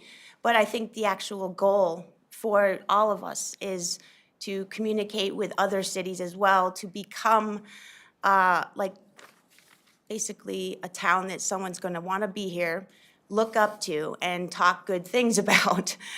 So basically, the goal is to create a city that people will look up to. Madam Mayor, may I ask a follow-up? Yes, please. So I hope hard you're to- understanding my question is, The city manager? yeah, characterize the relationship between council and the city manager who is here. Well, the city manager's does that job, look? I think, is incredibly, it's hard because you're dealing with a lot of different people. And that particular position has to be the communicator for everyone. So she's getting, or they are getting the information from every single committee, but also every department. So essentially, to break that all down and to just discuss it and then put it into different groups for you all to further the discussion and make your decisions based on their knowledge and their work. Okay, thank you. My turn, but I feel like I have to sneeze. It's gone. Goodness gracious. That was almost bad. Good morning, Patricia. Good morning. Let's see. I have a two-part question for you. What do you see as opportunities and challenges facing our city? And then what do you see as the opportunities and challenges facing Ward 4, if at all different from the city? Okay, well, Ward 4 definitely is, you know, it mixes in. There's things that you can improve on, probably some of the, you know, homelessness parts of it. There's certain sectors that I've seen just on my daily walks, you know, hypodermic needles, things like that. I live in a community that's majority, you know, like majority is elderly. And so I take pride in, you know, making sure that they're taken care of and made safe. But as far as the city, I think it's all kind of involved. So it's not just our ward that might need a little bit of attention, it's the whole city. So if you're all taking one ward and you're kind of comparing, like, where do you find these problem areas? So I think it's all big, it's a bigger picture, actually. So it's basically a city issue, not just one ward. But I listen to all of my neighbors. We've basically had neighborhood watches. We've talked to the police. They've come in and they've discussed, you know, ways that we can actually help, you know, as citizens. So I think I want to just go out back into the community again and just kind of relay what we are hearing you. Come to the city council meetings, come to anything, you know, get them more involved. That's what I see. But as far as, are you talking spending or are you talking just in general? That's completely up to you how you'd like to answer that question. It's just opportunities and challenges in general. Well, the opportunities are great. You know, the location of this city is completely in between Boulder and Denver. And for everybody that doesn't know about North Glen, that's the other thing, is to actually go, oh, the opportunities, I could live here and it's great. I just want to feel safe and, you know, welcomed into the community. The opportunities are so amazing because the people that can't afford Denver are moving out. You know, they're moving north or, you know, west. So the opportunities, we could actually seize on that because the marketing of the city could just say, hey, you could be home right now, like, instead of sitting in Denver traffic or going all the way up to, you know, Brighton, something like that. But, yeah. Thank you. Okay, I'm next. So the question I have for you is to ask if you would describe how you would react to a situation in which the council voted 5-4 to approve a very controversial issue and you were on the dissenting side. Well, again, it depends on what the situation is, as far as, you know, the communication level. I would basically just go make sure everybody is on the same page. And are you completely sure that this is, your answer, and then, you have to accept basically what the majority rules. I'm next. Oh, were you No, I done? was just going to say thank you. Okay. Sorry, I wasn't looking up, so I thought I would jump in and just say I'm next. Can you complete this sentence for me? A city council member should. A city council member should always listen to their constituents, always should communicate with each other, even if there are on different sides of the coin. Any problems should be discussed and make sure that every piece of research information is backed up, and also, convey that to the public as well, so that they know that you're doing the job. So you would call that engagement? Yeah, Thank you. you're welcome. Ms. Patricia, good morning. Good morning. What is your area of strongest disagreement with any action taken by city council in the past 3 years? Well, since it's been COVID, I think you did a great job. Everything seemed to be running perfectly. And I watch Channel 8 as well. So it's fun to watch how it grew and pivoted in times of just like kind of panic at first. And now it just seems like, everything was handled brilliantly, I think. Thank you so much. Sure.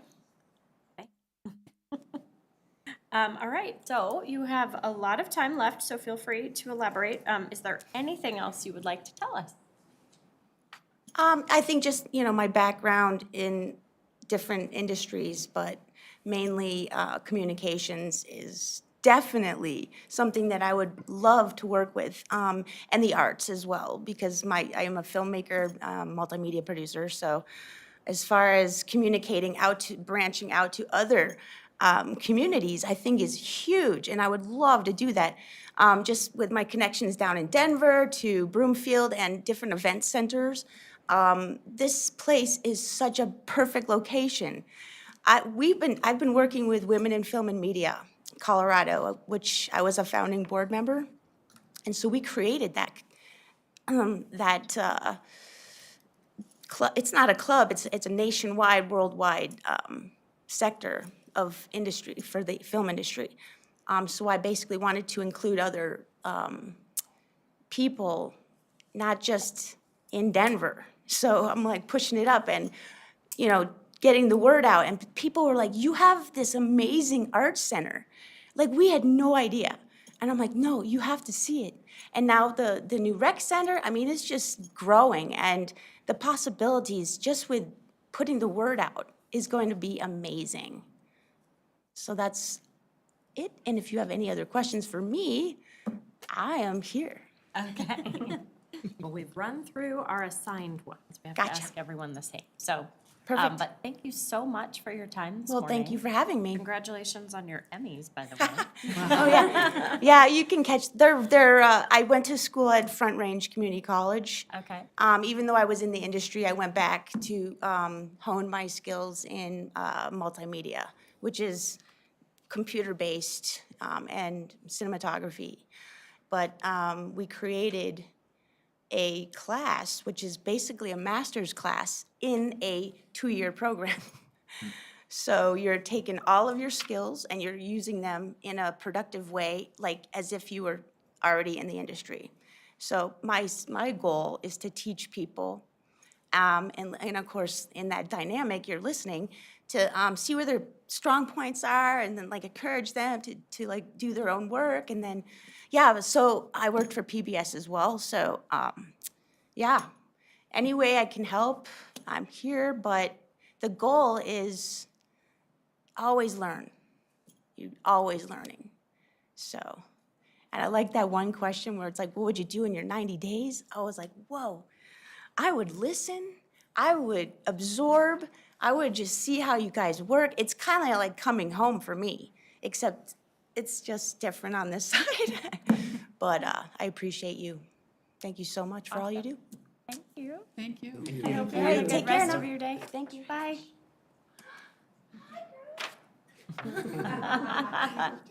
Oh, nice.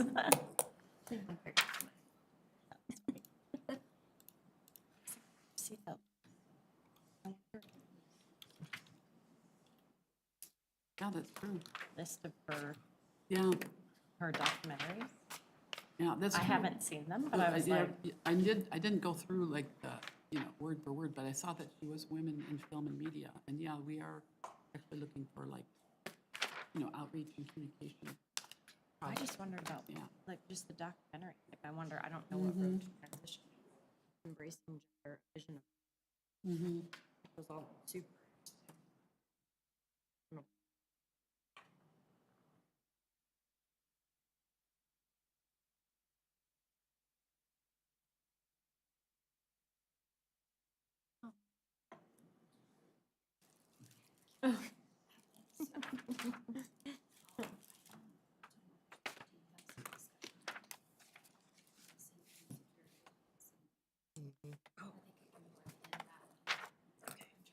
You said March 13th? There you go. Sorry, I had to read his answer first. That's the first spelling. That's the first time I've seen it. I mean, that I've looked. If you can read that, Brett. I can, you write like Joseph. I can't drive to Lake. It was probably the other person listening. It's just too hard. Yeah. And he's sitting there going, I don't teach you, I don't treat you that. Like, we have openings. That'd be great. Can we recruit her? Is it Joey? No, he's there. I got it later than you. Jason wants to like give me the rundown of.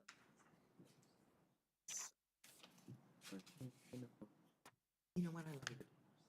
He was married.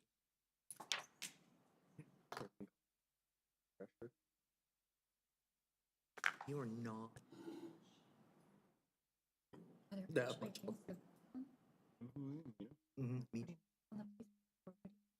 No, I just, it's totally ceremonial. We do without yelling it. You know what I mean? You know my stance, and I'm very polite. I am. No.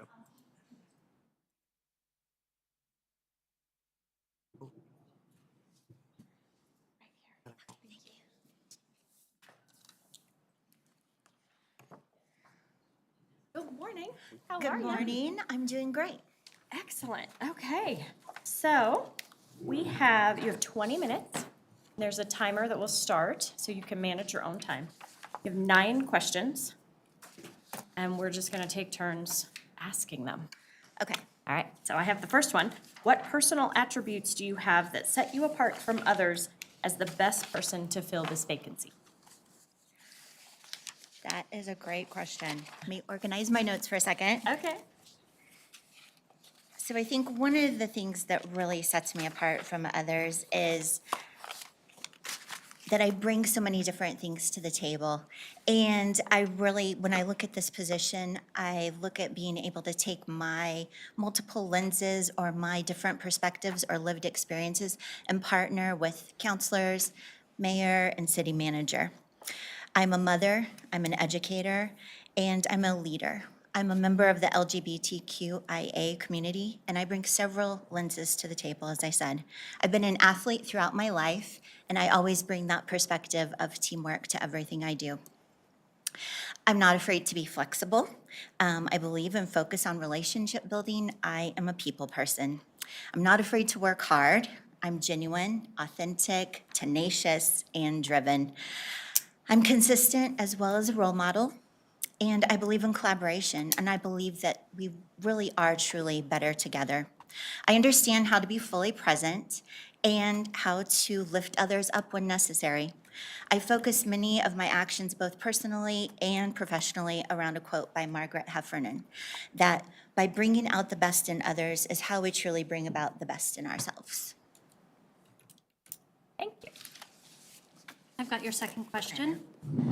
What steps do you take to eliminate bias from your behaviors and decisions? I believe when looking to take steps to eliminate bias, we of course first must come to terms with our own personal bias. We have to acknowledge that.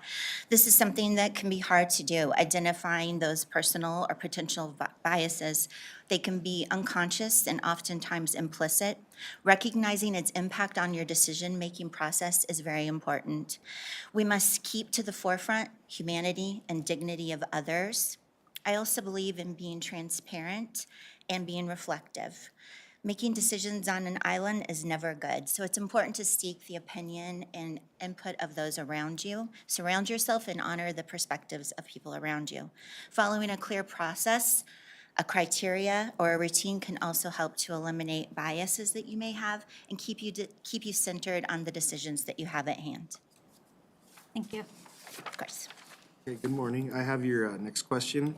What areas of city spending do you feel should be increased or decreased? That is a great question. And I had so many thoughts around this. So let me go to my notes. You guys had some great questions. It really made me think a lot. So I think what I really took from this question, I wanted to look at how it aligned to the city's strategic plan. And when looking at the high performance in government priority, I think it would be important to continue to fund opportunities for engagement for youth. I'm a school administrator, so that's something that's very close to my heart. Whether that's programming, the arts, vocational training for our youth, healthcare, support and activities. This, even partnering with other cities, as I know we're looking into, partnering with the city of Thornton, this would be an important way to offer more opportunities for our children. In alignment with community engagement, I believe that it would be important to continue to fund and create an opportunity for a Civics 101 class, allowing residents to learn about local government and really their voice in that. I think this could also be a great opportunity to partner with the Adams 12 School District, as they have offered a leadership academy similar to this for several years. I believe it would be important when you're looking at public safety, which is a concern for everyone, that we continue to fund or increase funding to provide safe activities with our parks, our recreation areas, our outdoor spaces. Creating that outdoor safety will increase gatherings, will also improve community engagement.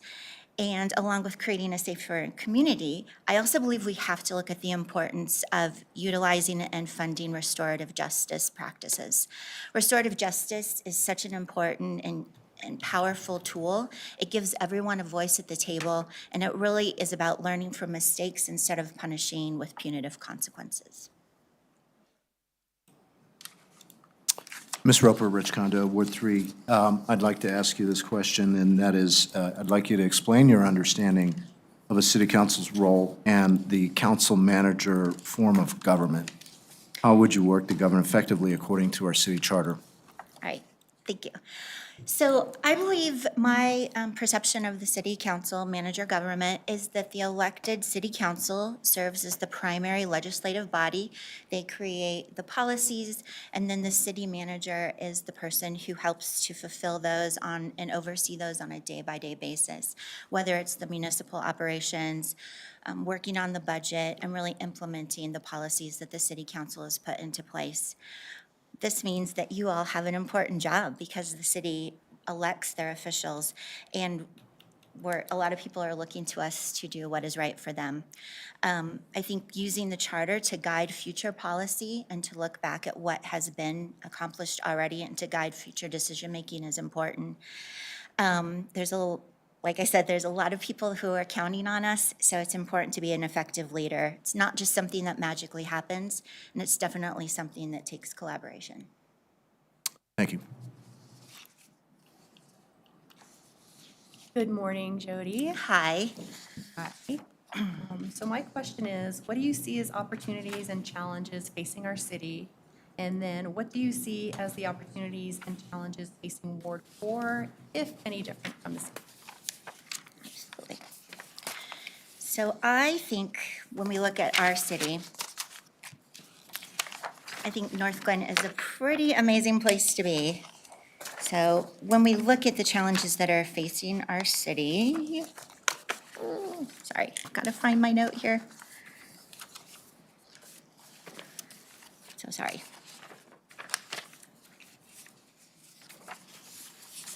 Okay. I believe that we have a lot of opportunities ahead of us. I believe that North Glen is on a very positive trajectory with the building of the new rec center, with the initiative to build and create a new civic center, and really moving forward with the North Glen Marketplace renewal, bringing in extra businesses or new businesses. These opportunities not only serve our community, but it also brings new amenities, jobs, and products to our community members, and it really allows North Glen the opportunity to shine. I do believe that safety is a concern for families and community members. As a parent and educator, I know I want our children to be free from violence. Working together as a community to provide residents a voice and increasing that community engagement piece, I think is vital. Again, leaning into the restorative justice practices, I think is a really important piece to moving us towards a safer community. Becoming a partner with our community is essential in our job and creating that safe place where everyone belongs. Which brings me to my other point. I really believe an opportunity for growth for the city of North Glen would be to build upon and then continue that sense of belonging. We know for our community, our members, our stakeholders, we know that since the COVID pandemic, which was hard on all of us, many people have felt disconnected and fractured. Many people have struggled to return to their churches, their restaurants, their places of businesses, because they just felt like their old routines didn't fit. We all want to belong, whether it's at a club, a school, a sorority, a team. And we want to know that we're seen, that we're valued, that our voice is heard. And I think this is important for all of our community. Here in the city of North Glen, I have experience with this as a school administrator. Last year, we looked at our data, and for our middle school students, we saw that 52% of our students responded that they felt like they belonged. They had a sense of belonging at our school. Everyone thought that was really great, and I really pushed us to look at what about the 48% who responded that they didn't belong. And so this year, we created specific initiatives where every student has a trusted adult to go to in the building. We created a house system. We created leadership opportunities within our school where all of our students were seen and valued and heard. We also partnered with our families and our community members, and I'm proud to say that now we really have seen that trajectory turn around for our students. I think when we acknowledge the council's strategic planning, especially in the areas of high-performance government, community engagement, and safety, having a sense of belonging is truly at the heart of all of those. Thank you. All right. So my question is, describe how you would react to a situation in which the council voted 5-4 to approve a very controversial issue and you were on the dissenting side. So I think this could potentially be a tough situation. And of course, if it's something that you believe in strongly, there's going to be emotion attached to it. However, a city council member is responsible for and responsive to their citizens who elected them. And as well as being a community leader, that needs to shine through in everything you do. Even when disagreements arise, I believe that a city council member must conduct themselves in a distinguished way. I believe in the democratic process, and I would support the outcome. It would be important that I communicate positivity with my constituents and also to come alongside my colleagues to move forward in a way that supports what's best for the city, as well as what is aligned with the city's strategic plan. Thank you. Hi, I'm next. Hi. So my question to you is, a city council member should, please complete the sentence. That's a good one. I think, first and foremost, a city council member should be present, be a good listener, be responsive to the needs of their community, to really listen. I know as an administrator, I spend a lot of my time listening to different problems, issues, even celebrations, so that we can take that information and be sense makers of it. I think being honest is really important. Again, making that connection that I believe in people and that they belong here, they are a part of our community. And then I think just presenting yourself as authentic and genuine. Those are important. Thank you so very much. Of course. Ms. Rubber, good morning, ma'am. Hi. What is your area of strongest disagreement with any action taken by this city council in the last 3 years? Well, I could start off by saying that I disagree with, I've never been chosen for Yard of the Month. I will let that go. On a serious side, though, I honestly don't have a true disagreement with any decisions that I've made. I think being in a position of leadership with a school, you have to I have the experience of looking objectively at issues, and often you find yourself where the agreement has to be in the middle to support both sides. Much like in education, when looking at a school or district budget, there are things you may disagree with, there are downsizing, there are budgets that have to be cut, and you have to look at it holistically. You have to look at it as supporting all systems and that there's reasoning behind these decisions. One action that I thought was impactful was using the old rec center as a way to assist those that were affected or impacted by homelessness. I understand why the program was discontinued and had to end, and I acknowledge the supports that those individuals are being given, but these are often the tough decisions that city councilors and city council has to make. Thank you. Okay, so you are at 7 minutes. Okay. And my question is pretty open. Is there anything else you would like to tell us? I will just close with, I love the city of North Glen. As a child, my family would come to the North Glen Mall, and on Sundays, we would eat at First Cafeteria. As a teenager, I would hang out at the movie theater that is now Cinzetti's and spend time with my friends. I grew up playing soccer in the parks and open spaces around North Glen, and of course, the best part was going to Dairy Queen, the old Dairy Queen, after the game. I've lived here for almost 19 years. I've raised 2 children here. We're not only living in a community, but we've become a part of the community. We've organized block parties, trash pickups, we've shoveled the sidewalks of our senior neighbors, and we've loved raising our family here. The businesses and families and traditions of North Glen are a part of who I am and a part of who I'm proud to be. I think, just because I have more time, I'm just going to also add to my kind of leadership style and really the importance of being a city councilor and being that voice of the people. I think it is important, what I've learned through your leadership, is the importance of looking at the people who got you to where you are. I don't know if you guys are familiar with Abby Wambach, but she's a soccer player. And she has written a really amazing book on leadership. And one thing she points out, if you've ever seen soccer players, when they score a goal, they're oftentimes pointing or running. And she speaks specifically to who they're pointing to. They're pointing to the person who got them there. That I've never scored a goal on my own. And it's important to look at the people who are behind you, oftentimes in the wings, but they're getting you to where you need to go. And that's really how I lead, from that point of looking to what other people can bring to the table. Great. And thank you. Thank you. Yes. I just want you to repeat the first quote that you gave and tell me who that person was, because I want to write it down. Oh, absolutely. It's Margaret Heffernan. And she says, by bringing out the best in others is how we bring about the best in ourselves. Thank you very much. Yeah, it's actually when we start, so the school that I'm an assistant principal at, we started 5 years ago, and it's what we really built our core values mission upon. And she has a really interesting TED Talk called The Super Chicken, and how many times in government or schools or in teams, we're forced to think of, oh, there's one super awesome person, there's one leader, there's one winner. But really, a study showed that these super chickens, they really were chickens, they actually pecked the rest of the flock to death because they were too much in control. And so really thinking about, do we want to have a group of super chickens, or do we want to have people that are a team and working together to support each other? I appreciate that. Of Thank course. you. Thank you. That's lovely. Thank you for sharing. Now I'm gonna It go made me watch that. smile. I know. Thank you so much. Thank you, and it was a pleasure to meet you all. Thank you so Thank you much. so much for coming. Bye-bye. Have a good rest of your day. Thank you, you too.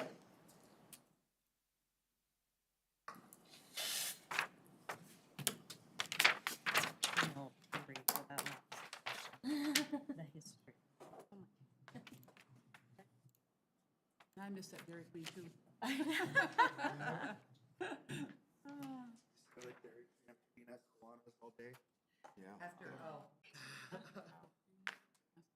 No.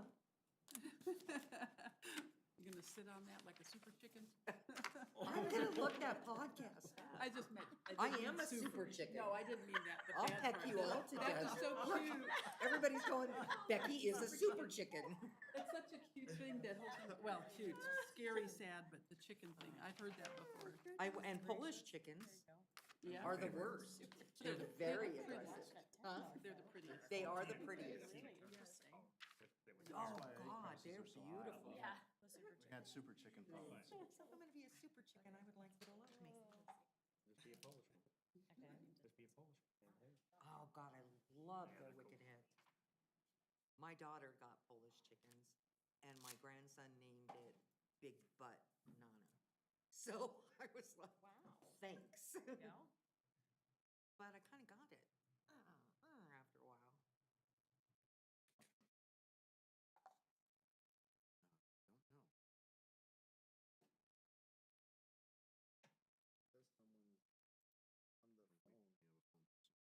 Don't know. Heather, I wonder if people should be encouraged to do it online, because I'm looking at these applications, and the ones that do it by hand Oh, I know. have this much space.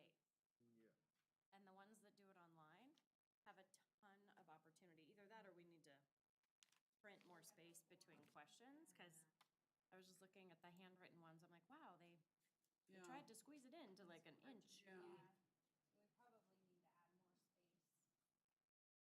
Because then the online ones can write paragraphs. Yeah. It is kind of the way of the future, though, is to do Yeah, things online. right? Oh, yeah. No.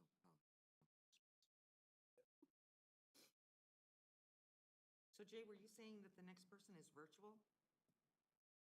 I don't know, like, I just see somebody. Yeah, we have on a the caller bridge. on the. Oh, is this somebody like observing, maybe? Oh, who knows? Might called in. I don't know, this Wait for Jillian, I guess. stood out to me. Sometimes that's our comms team. I don't know, we can ask Joanna. Hi.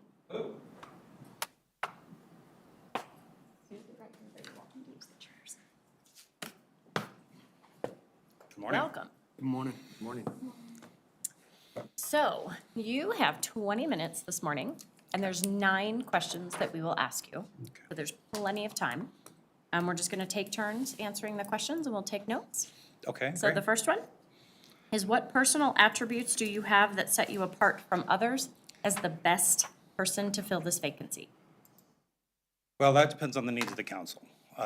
My areas that I have strengths in is going to be financial and contract management.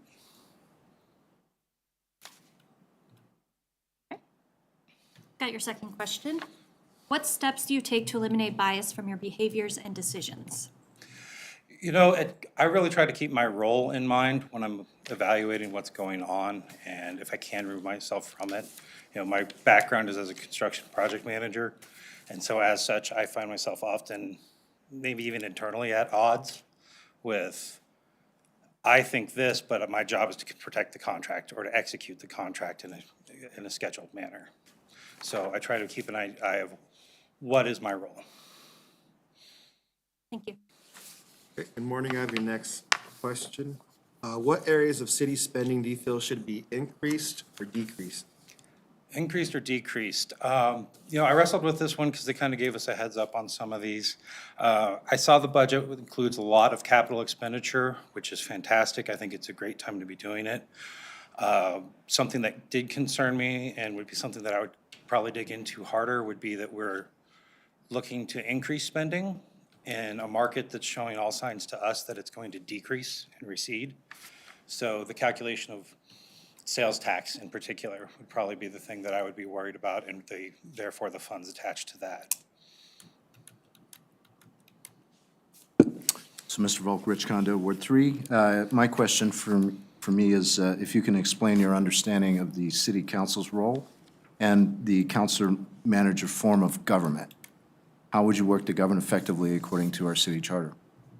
So my understanding of the city charters in general, where you have a council and a city manager, is the role of this council is to represent the people and the people that they work for. and to basically chart the course. In my world, as a construction guy, we would call that a product or a portfolio manager that would drive the vision. The city manager is then in charge of executing that mission. And so that's how I see that portion. The second part of your question is how would I work to govern effectively within the city charter? It would be really making sure that we can establish deliverables and pass those on, communicate those to the city manager. So the city manager would then be able to know when he's achieved his goal. Or her goal. I know it's Heather, my apologies.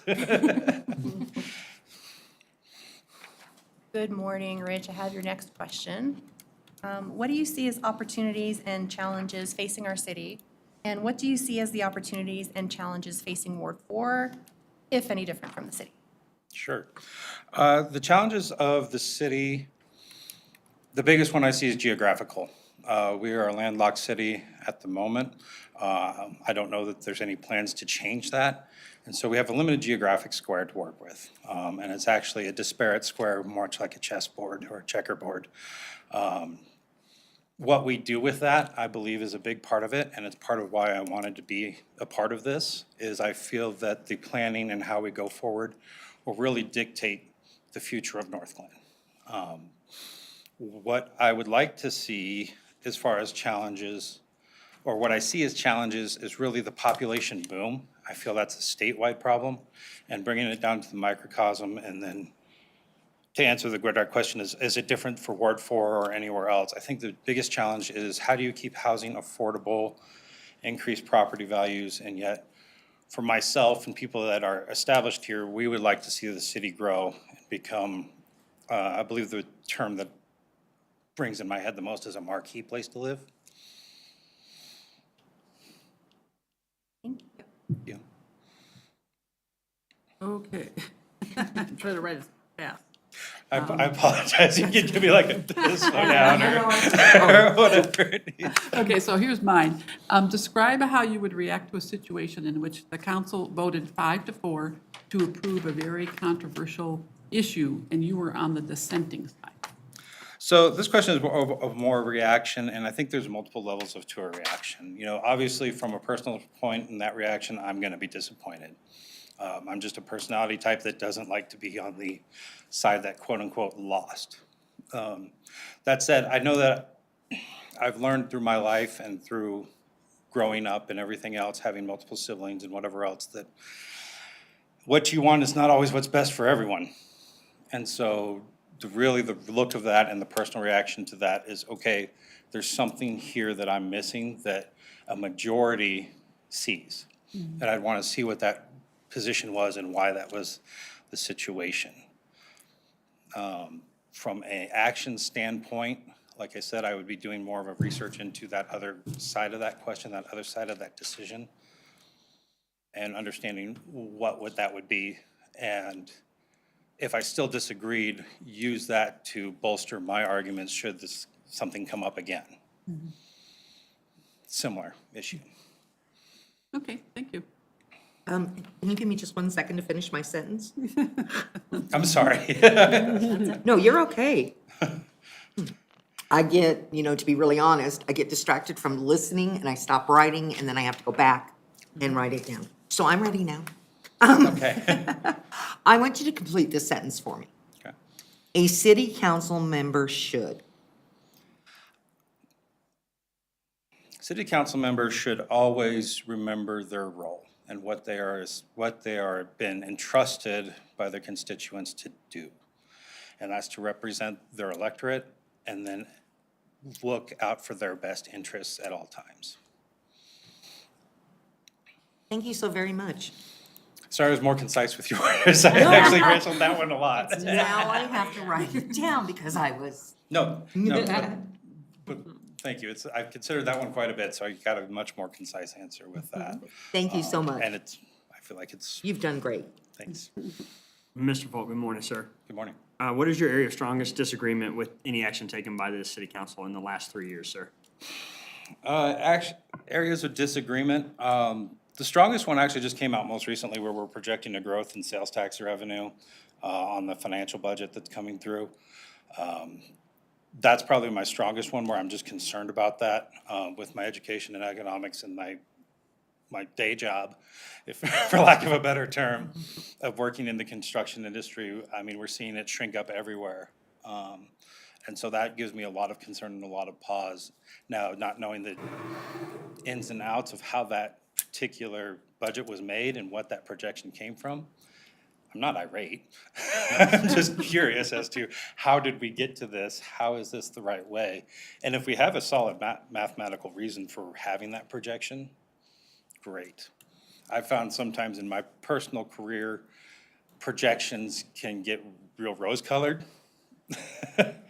And part of my training and what I do as a project manager and as a fiscal manager is try to prepare for the worst. You know, we live in a hope for the best, but prepare for the worst kind of situations. And I know that seems real diametrically opposed, but it's always better to have a plan and not need it. So that would be my biggest disagreement. Thank you, sir. Thank you, I like that. Okay. So you have about 11 or more seconds to go, and so, seconds, sorry, minutes. Remember that old I was- show, 24? I was Like, watching the seconds count down when I said that. So you have about 11 minutes, and so my question is pretty broad. Is there anything else you would like to tell us? If I could have just a moment to refer my notes. Absolutely. Thank you.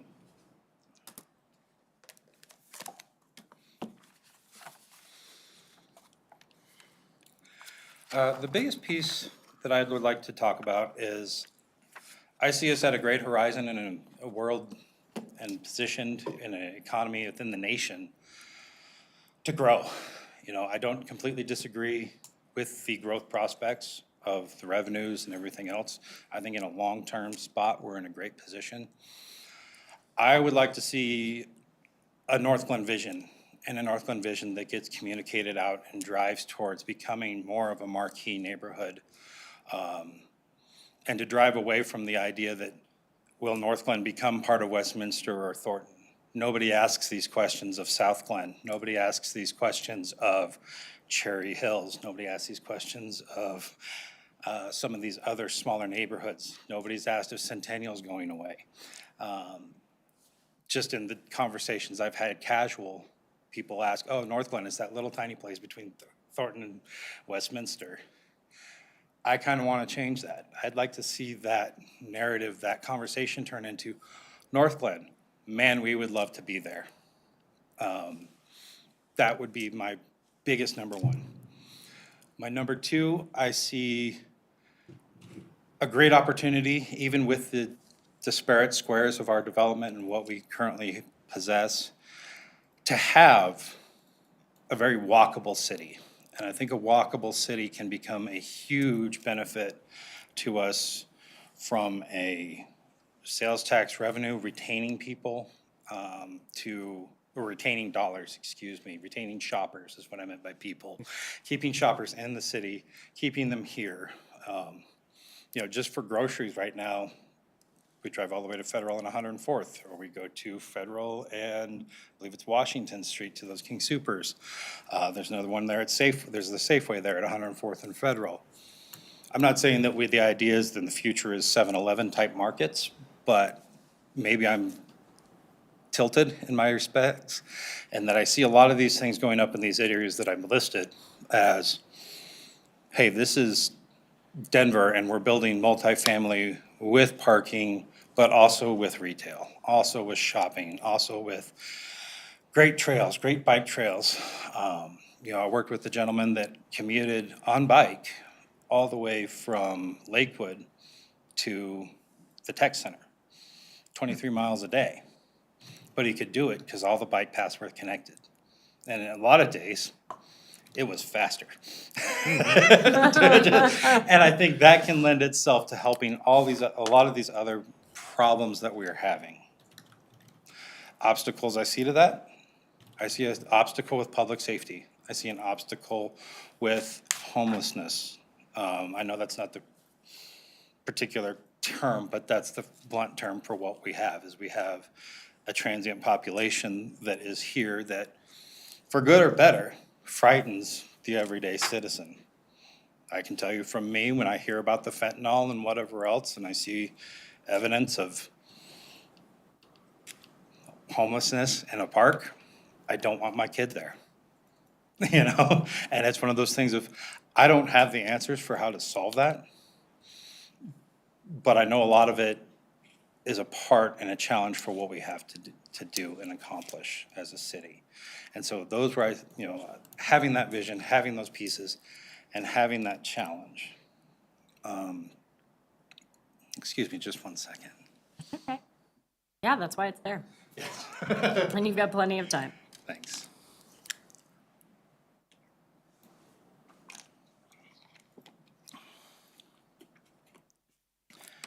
And I think part and parcel to what I'm tap dancing around a little bit about, and I'll just say it, is public safety.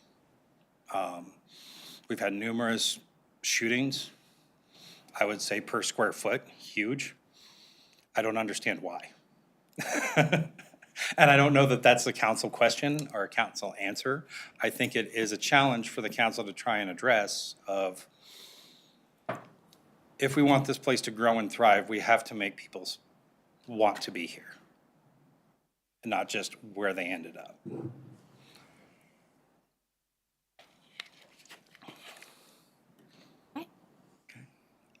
Can I answer any other questions? Nope. Those are all the ones we have prepared for every candidate. Okay, So if you had more you wanted to share, you have 6 minutes, but if you have come to the end, that's okay too.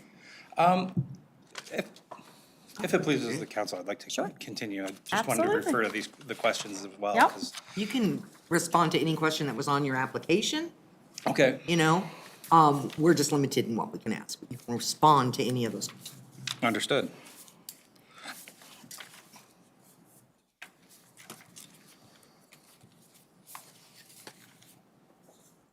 Or the questions that were provided for you, sorry. No, absolutely. I wanted, that's what I pulled out, was the questions that were provided, Yeah, and just perfect. wanted to make sure that I touched on the high keystones that I saw.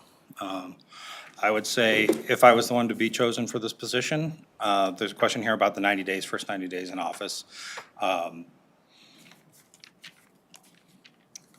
be honest, I don't watch the meetings. I don't watch them every week.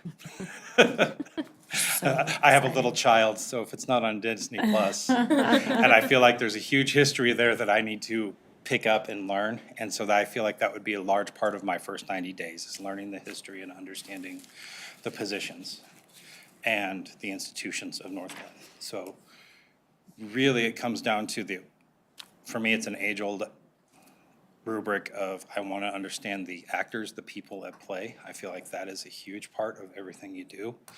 I want to know the institutions, because there are institutional rules and procedures that have to be followed, and they're usually there for a good reason. And the next one would be the policy. And for me, above that policy becomes, what is the vision? Where does it go? And how do we communicate that? And that is my finish. Can I ask a follow-up question? Tell me what your, when you say communication, how do you envision communication? I hate to answer a question with a question. When we're talking about communication, are you referring to when I'm talking about communication of the mission, or are you talking about communication just in general with the public, or? You've used the word of communication in a lot of different various ways. Okay. So I think I'm looking for an overall scope of what you mean by that word. Sure. It would be more of establishing a communication plan. And the communication plan would be from, how does information go up and how does information go down? I will freely admit right now, that's not something I understand with the city of Northland at this moment. But I know that communications for what I do require lots of effort, lots of hustle. It has to be branded, it has to be written on things, it has to show up everywhere you go, and it has to be repeated. And to me, the communication then becomes, how do we simplify and describe everything we want to do to everyone? That's what I'm seeing for the communication. When I talk about communicating the mission, you know, it's a simple, I hate to say it, it's a slogan on a T-shirt, but it kind of is. You start to create that, you start to create this attitude. I'll go into it. As a CU graduate, I've been watching the CU football team just flounder and flourish. And then the last 6 weeks, I've watched Deion Sanders come in, and he's turned that around. And it's because he's got this huge communication piece of what he's doing and what he wants to build. And he's not shy to say it over and over and over again. We're going to be great. We're going to be one of these big players in this arena. I think we have this obligation as a city to do that same thing. We are going to be great. We are going to be here for forever. And it comes down to even, you know, the slogans they now have in their workout rooms at CU say, win now, win in the weight room, win in these pieces. I'm sorry? I said, please. Please. It's been tough. But the same idea applies. When we're meeting, when we're discussing, know our mission, know what we want to do, know where we want it to go. And it's probably a huge reach, but a big, huge reach goal would be something along the lines of every citizen can tell you. You know, Missouri's the show me state. I'm not even from there and I know this. Virginia's for lovers. Been there once. Everybody knows it. The state. How would you describe again? What? I can't. Yeah. Never I'm mind. like, what are you doing? I'd love to hear more. I apologize. I'm No, you're dragging okay. you guys into a whole No, bunch we of just have a territory. process we're trying to follow, so. No. But thank you so much. Thank you. I really appreciate inspiring a vision for us today. Great. I appreciate your time. I appreciate everyone's effort with this. I know it is a challenge. And having a chance to talk with some of the candidates, I feel like you have a great pool. So I hope, well, the ones that I've met, I don't think you could go wrong. So I'm excited for the future and how it goes. So thank you. Thank you. Thank you. So are we. Thank you. Thank you. Come on, Meredith. The finance committee meeting. It should be fun. Be at the Kennedy Center doing other things. Oh, really? Yeah. That's Super awesome. excited. Well, have no fear. Rich and I have plenty of time now to attend the finance meeting. Good. Are we moving the date? or is No. it- No. I just Meredith's wasn't there. bragging she's out of town. Yeah, I just won't be there. Maybe we should take it to Perry's Pizza. I might go do that. I've been eating way too much, but that's still before the end of the month, Yes. so I'm down. I'm sure Jason would be. Oh, great. Oh, my. I can do it. They're not that. And so if you have the minutes, always.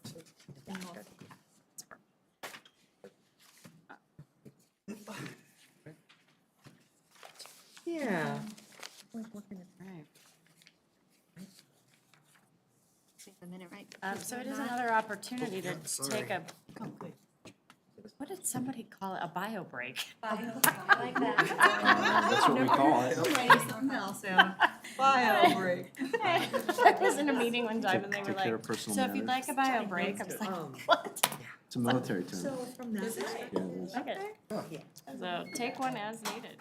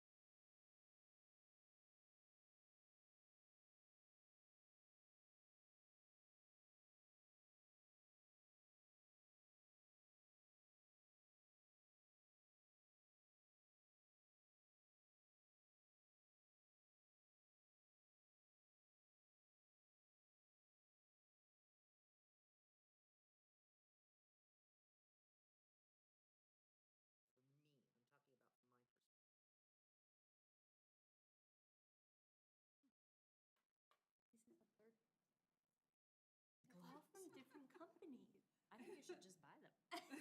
What? I want t-shirts. I get these emails for people selling disposable gloves. I've just come across 3 different.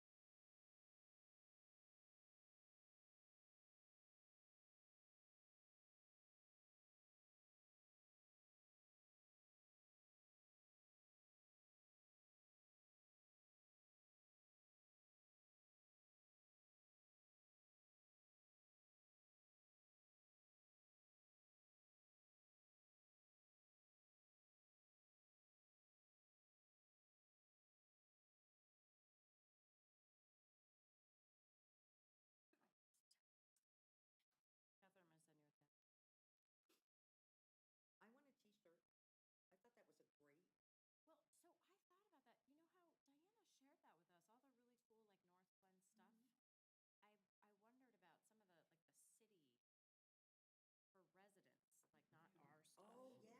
But like all the super cool designs, where are those? 'Cause I kind of wanted to buy one. There's a website. There is a link somewhere on the city website. I get emails all the time reminding me. But I don't know, it's a little, might be a little tricky to find on the city website. Yeah. Merchandise, city merchandise, Yeah, yeah. Spring where is the is company, that? yeah. I think that's, I would wear that t-shirt, just like I wear my Northland Pride t-shirt, you know, I don't think twice about putting it on. You know, I like the fact that you talked about it, the t-shirt slogan, because usually people will say bumper sticker. Something you put on a bumper sticker, but yeah, nowadays it's probably more t-shirt. I think I would do it in, you know, that stuff, all the kids are making on the crickets. Oh, yeah. Thank you so Stickers much. and things. That is super interesting to me.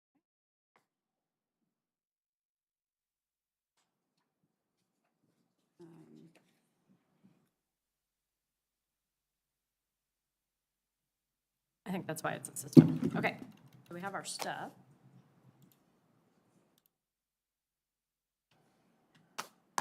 So thank you for Joanna for pulling all the data together for us. We have our own notes back, which is super helpful for discussion. Take just a minute and just kind of look and see what your colleagues had to say.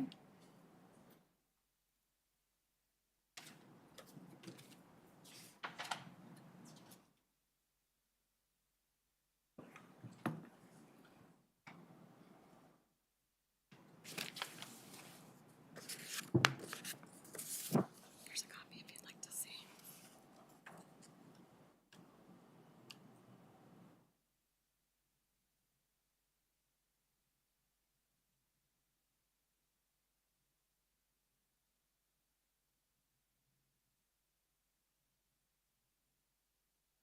So I want to make sure everyone gets a chance to share. So we'll probably just, so you can tell by the data, based on your math, who your top person was. And if you want to take a minute and advocate for that, we will start with Jay. Okay, thank you, Mayor. I'll say that my top 2 have definitely been reflected with everybody else's answers here. It is Timothy Long and Michael. Is that correct? I do feel like, unfortunately for Michael, he did have to go first, and I feel like that, if he was, let's say, you know how we had time to break, and then we had, or before our break, we had to see a few more people. We were able to base our quantitative answers accordingly, because we were able to see, you know, what other people really were bringing to the table. And I think if he wasn't first, if he was last, I think Michael Keaveney would have had higher numbers, you know, in retrospect. But I would say that that's basically it. Those are my top 2. I'm not sure if anybody else has any other feelings towards it. Well, we'll just go around. Okay, yeah. Let everyone speak about that part. Okay. Rich, do you want to go next? Yeah, I definitely agree with Jay. Having been a former gymnast, usually it's better to go last because there's kind of score inflation phenomena. It's a human nature sort of thing. What I think would be useful analysis, quite honestly, and you all know me as a numbers guy, is we ought to take these total point scores and just do a distribution bell curve and figure out what the tails are and where everybody, the high scores, how do they fall into the hump, so to speak. Might be a useful analysis to shed some light. I will tell you that what I was looking for was the best qualified individual to meet the requirements of the job. And I'm obviously still learning what the requirements are, but I do feel that with the change in economic winds, the talk of recession, the need for fiscal discipline, that the candidates who spoke to that were the ones that really called out to me, quite honestly, and those were the people that I think I scored high on. Certainly Mr. Cavaney, or I'm not sure if I'm pronouncing his name correctly, and then Mr. Long. Those were the people that really gave me the sense of confidence that they do have that background experience and know-how to help us navigate the ship through tough economic times. So those were the reasons why I scored them high. Okay, Janet? Thank you, Madam Mayor. So I was pretty generous with my scoring, but it's because I found that each candidate had their own unique strengths in different ways, of course, and that's what makes us great as a council.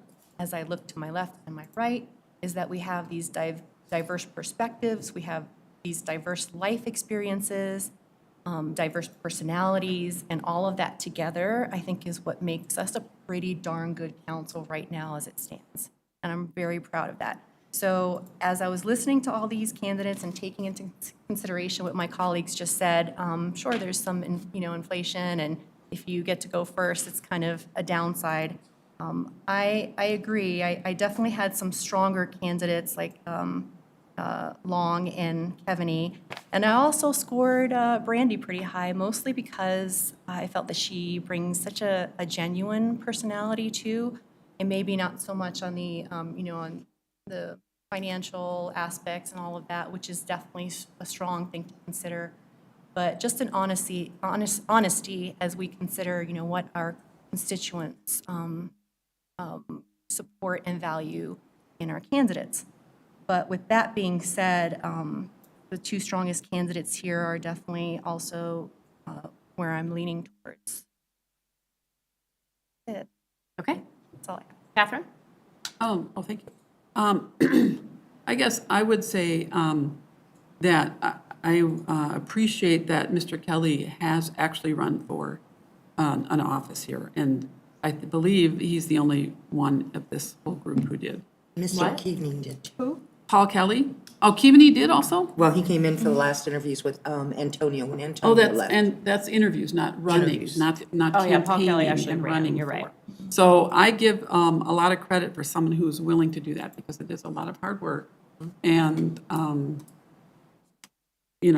so I just would like to put forward that as a consideration. And then the other person that I guess I didn't realize I hadn't maybe scored as high as I would have, looking at these total results, would be Jody, just because she was very prepared, very organized, even though she had like a lot of notes. I guess several of the people came in with notes. Her eye contact and body language was really excellent for, reading from notes sometimes. And so those are my two top choices. So if there's some way we can kind of negotiate, not that we've got a lot of really good, candidates. I don't want to, but Yeah, That's this just is, what this I'm is just step one. Yeah, Start okay. the conversation. Becky? I'm looking at this from a different perspective, and than I did even with Rich. And, my perspective is that I want to set you up with a really strong person fully ingrained in the community, who can set off running, just go. I mean, we're basically looking at your panel, Shannon, that you'll be running against, right? So I really want to make sure. I've been on council for 7 years. I've been ingrained in council for 15 years. I want to make sure that you guys are set up with the best possible person when I step away. I'm not saying I'm the best possible person, but I look for someone who's strongly ingrained in the community, who is meant to, and I'm explaining why I took my first pick. Someone who understands the processes and has been in a form of government. I want to make sure that I'm saying it right. But the most important thing for me is that you guys are set up. So when I was looking at people, I looked at fiscal responsibility and their background in it and how much experience they have. I looked at areas that I hit home for me, okay? I looked at, because I know that we all pretty much think, we do really good, like Shannon said, as a council. But for me, it was a different perspective that I used, because it was who can I trust my city with when I leave? I apologize for the tears, but I have 10 months to get used to it. So that is why I went with my strongest candidate. That person is ingrained in the community, is well-known in the community. I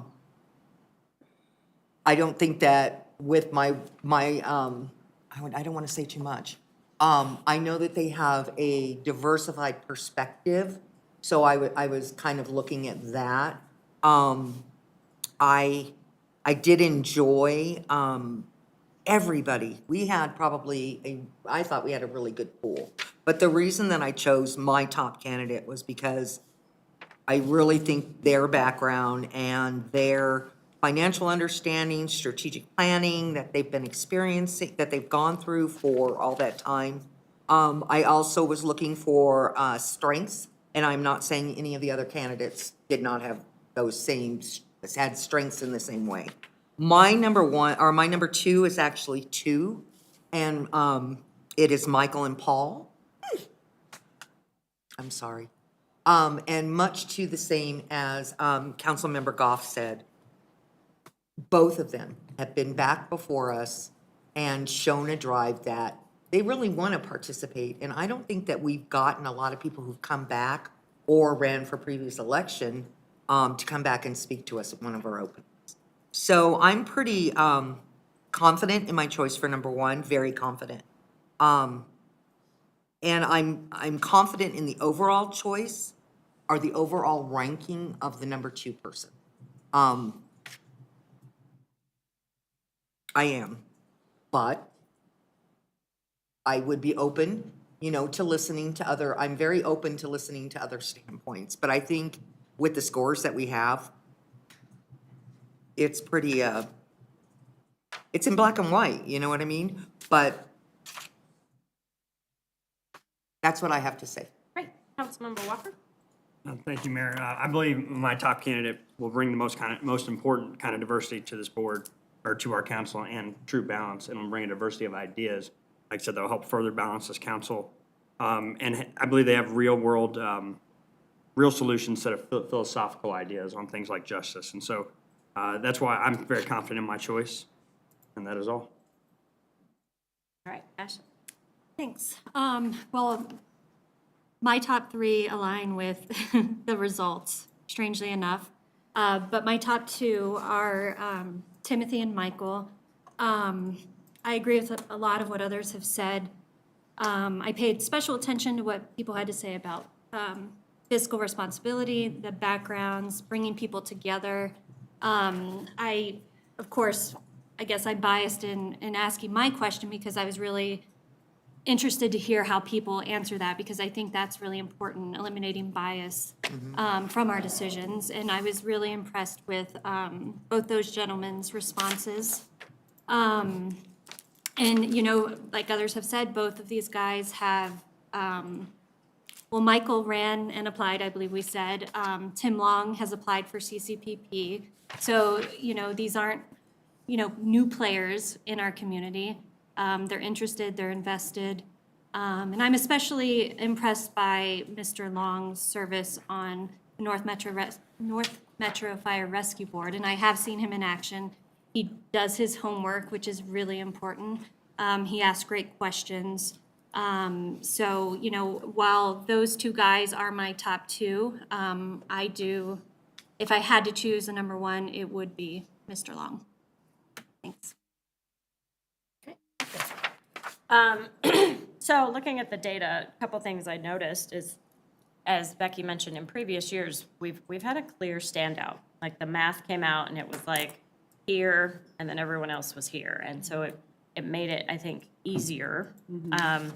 When I look at this data today, it feels a little all over the place. And I'm super surprised by some of it, to be honest. Yeah. And so then I was like, okay, I'm going to be stretching my own number six, how am I going to feel if I lose today? Oh, the question. Yeah. Because that's real. Because I looked at this and I was like, wow, the strengths that other council members saw in candidates, I didn't see as strengths. The strengths that I saw in candidates, some people didn't see at all. Like when I look at the difference between my score for my number one and Nick's score for that same human, I'm like, holy cow, Nick and I are definitely not on the same page.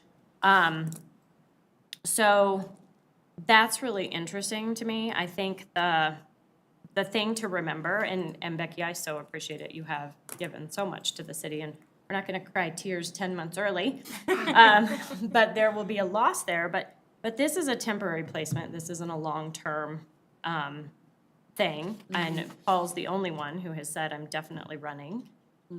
Doing the work helps you run for sure. But I think there's a piece to that is we're not necessarily filling this legacy spot. And when I look at balance of skill, I feel like we have some of those strengths on this council already. Right. So, I mean, I won't say which one, but there was someone that was interviewing and I was like, well, we already have a Rich. Like Rich, we already have someone who has all those skills, right? So when I look bigger picture at the council and how we can bring in perspectives and balance, I didn't look for this. I didn't look for more of the same. So I wasn't looking for an accountant. We have Jason. I wasn't looking, and we have Becky and Rich. I wasn't looking for someone that had qualities that are already sitting up here. So that was my perspective. I did want to speak to, I mean, first of all, Jody emailed us 5 minutes ago. And so when I looked at the notes I had written, full disclosure, our kids went to school together. I did encourage her to apply because I understand her skill set. And she showed up far above anything I would have expected. And when I was looking at my notes, I was like, I wrote down like, oh my goodness, like I wasn't expecting that. The intentionality was above and beyond every other candidate. So her application was thorough. She included a letter of interest. Her resume was tight. Her preparedness was above anybody that walked in the door. The way she answered questions was she would have a realistic reflection plus the strategy. So when I looked at question 6, it was like, well, that's going to be hard, but this, right? And it was just the belonging piece I thought was super important, the connection to the community. You know, I would not want her to be like a token diverse member. However, that is a perspective we don't have on this dais. And that comes from lived experience and Well, not directly. I mean, Right. absolutely. But there's a completely different thing to walk in that. And so I just kept writing like, holy cow, this to me was above and beyond. And so when I saw the scores, I was like, huh, I really would love to hear the rating. Like if I was listening to the things that she said, and I'm like, my perspective was that was a 5 answer, but it was a 1 answer for Nick. I'm so curious about that. And that can be an offline conversation, but I really was like, whoa, did you answer these backwards? Because I'm really so curious about that. So, What I find interesting about that is that person, I'm trying not to use names. that's fine. Did not meet anybody else's top 5s across the board. you I know. And I Well- felt the same way that you feel about Mr. Long.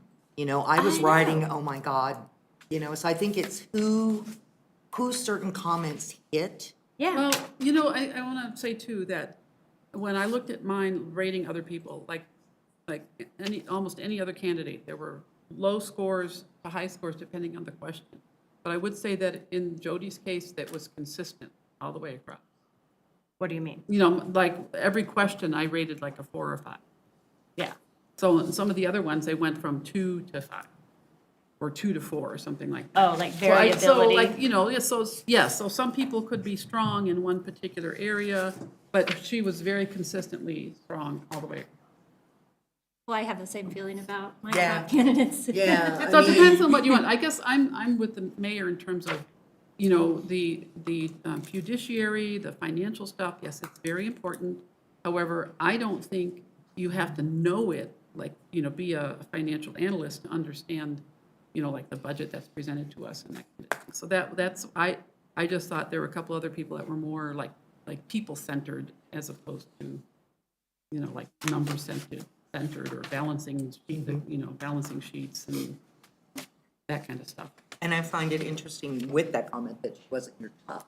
Well, like I I know said, that it everybody has surprised such me good too. It qualities. surprised me too, because, like if I'd had all the sheets all at the same time, I could have gone, well, wait a minute, if I gave that person a whatever, then maybe I shouldn't give this person the same. It's Yeah, we just- talked it's about kind of that hard. last time. It's kind of process-wise. hard, yeah. Well, and I think there's, like, when I look at all of mine, they all had strengths. Yeah, yes, There were a exactly. couple, where the answer was too limited, too small, not enough information. Not specific examples, yeah. And some that had probably less background or didn't seem like they did the research. And so that's why on my notes, I was like, well, she looked it up. I Yeah. mean, she's the only one that referenced our strategic plan and used the words from it. And I was like, what? Wow. And so I just wrote down, it was completely aligned to our strategic plan. There was so many examples of being prepared.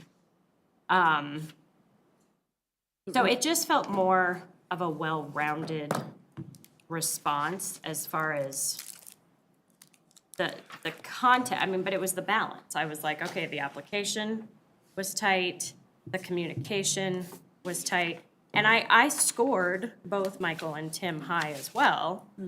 And I see their strengths. I just wasn't, I guess I wasn't like overwhelmed with inspiration. And yet, I thought, Richard really hit home on the vision. And so one of the notes I took on my personal sheet was, every time we do this process, I want to capture some of this because the people that apply are super passionate about our city and they show up with so much information. And I'm like, how do we kind of summarize all of that? Because there's some really good ideas and really interesting perspectives that come out of this process. And Shannon, like Brandy did a great job. I love that she comes to our meetings. I love that she's here. I think she's just missing some of the background pieces. But I didn't want to hold her nervousness against her either. God, no. And so that was really hard, because this is a scary thing to do. I think that, Mr. Kondo, go. Madam Mayor, may I Yeah. ask, Go ahead. I just emailed you at the table that get a quick analysis. Okay. I think it's very revealing to kind of look at the percent total. I don't know, Heather or Joanna, can we check that on? Is that possible? Share that, if not, I Not ask easily. the days So to if just open up council that will pull up spreadsheet. emails, I mean, it that would puts, be the fastest way to do it. Yeah, you can open up the spreadsheet. it's because- very similar to just this one. No, but what I'm asking is, when you look at the percent of total score points for Mr. Long and Mr. Keaton. Uh-huh. You know, 17.9, 16.5, that's not on this spreadsheet. There's a clear breakout between the first two candidates and then the next four, who score percent total, 14.2. Yeah. So I think you can draw a line between the first two Absolutely. candidates, Long and Keaton. Then there's another segment breakout, Kelly Book, US Gold, that's a very clear breakout. And then Mentor Swan comes in at 2%. So if you were to do that distribution, the tails, Yeah. high end tail is Long and Keaton. You've got Mentor Swan. Clearly, Mentor Swan, by our scoring, I know, I'm just sad. is top. I'm You're just okay. sad, that's all I'm And the reason saying. why I did this analysis is how we do it. Top. Decide who is captain, here, we observe. What we do is we say, okay, we know that candidates number 1 and 2 are for sure. I don't know, there's very, very high candidates. So then let's have a conversation. Pick. Thank you, I appreciate that. Let's pick the next top two in the middle segment, so that would be Kelly and Rope. So we ought to just have a conversation among just those 4 people to figure out who's the best. Yeah, and I see what you're saying, Rich, and I appreciate you putting all that math together. It's exactly the same table as right here, though. And so you can see that as well, that there's a jump in between. And I get that. I was just expressing that I'm super surprised how it came out based on my personal experience. And so I'm disappointed because my top, I really was like, how do people not see that this is amazing? Yeah. And so I'm sitting in this place of complete disbelief and I'm Everybody like, has different, "Aw, we all have man." different perspectives and we wear different no, glasses. I get that. That's all question What I'm number 6. saying is I'm surprised by that. And I'm a little sad. And it's totally fine if we go with someone else. I have to do my, my outvoted, put my feelings aside. But it also is a really interesting thing It is for an me interesting to dynamic, see right? the differences, right? Because that to me draws differences in how we think and what our, how we feel about things as well. So it's super eye-opening about the whole council dynamic. Because I mean, I'm sitting seriously in disbelief going, what? Well, the other thing How? is, we're How are we assuming, in the same place all morning? we're But assuming that, say, for example, I get, not It that I is what it decided is. to run, but that I'm gonna be in this chair in November 2023. I may not. Certainly, some people who are term limited, for sure, are not gonna be. Don't make me cry. I'm sorry, Becky. No. So we need to make sure, just like a football team, you have your practice squad. You have a depth to rely upon in case people that we think are going to be strong players with the right skills, for some reason or another, are not going to be here. And I'm not pretending anything about myself, but Election coming up. well, there's also an assumption that this person is going to be here. Yeah. Yeah. Because we Yeah, only have true. one that has committed to run. So that was, I think, my first point. I think I'm also just still Right. shocked. I'm like, what the heck? So I mean, if we just want to go with top points, we can go with top points. If anyone wants to debate the top 2. Can I just make a comment off of what you said? I'd just like to come back to that. I think that diversity that the city council showed is exactly what we want in a city council. We would not have wanted to overwhelmingly go, wow, that's the perfect person, right? One person. Because we all have our own, what we're looking for. So I think, I mean, I know your candidate didn't come up at number 1, and I've been rereading channel number 6 many times. But our diversity, and I'm really proud of that we are that diverse in what's important to us. And that's what we want moving forward. So I'm more impressed that there was diversity, I felt that every candidate had, you know, one or two really strong points. I actually did, even some of my lower scoring people would bring me in certain comments, you know? We have always in the past debated just the top two, you know? But in this particular instance, the top runner has blown out even the second person. And stepping aside from the fact that that is my top candidate, I think that city council has spoken, and this person got the major approval of city council, and that I want to be transparent in the message that we give our citizens, that this is where the votes lied. We're taking responsibility for our own votes. And I think at this particular point, I am leaning to accepting the decision of city council based on our rankings. Well, and I mean, if you say it that way, it's a decision of half of us. Like, it's not, I mean, the ultimate decision will be all of us. Because Right. we will do question 6, right? We will do that. But he was the top choice for 4, Right. right? And that's fine. And like I said, I'm willing to accept it. I'm super disappointed because I don't believe that's the skill set we need. I think it's more of what we already have on the table right now. I think it's fine. I think we're missing a pretty significant opportunity. But 4 people scored that person very high. I think there's other, because, you know, Michael was my 2. Mm-hmm, mine too. right? And so I think we've also looked at data that way before too. Mm-hmm. So, I have to just say, I share your feelings. I'm very strong on my number 1 candidate. And, you know, so I share those feelings. And should my number 1 not come through, then I would have to deal with question 6. So I have the same strong feelings based on the same information and for that you feel for Jody. Okay, and I just want to add that the numbers, to me, numbers are kind of like a sort of a general guide or a way to sort of organize thinking. But I would hope that we would not make a final decision solely based on numbers. And I would say the same every time the budget comes up. Like you have to balance between, you know, like what the numbers are telling you you can or can't do with like the human concerns, the people aspect.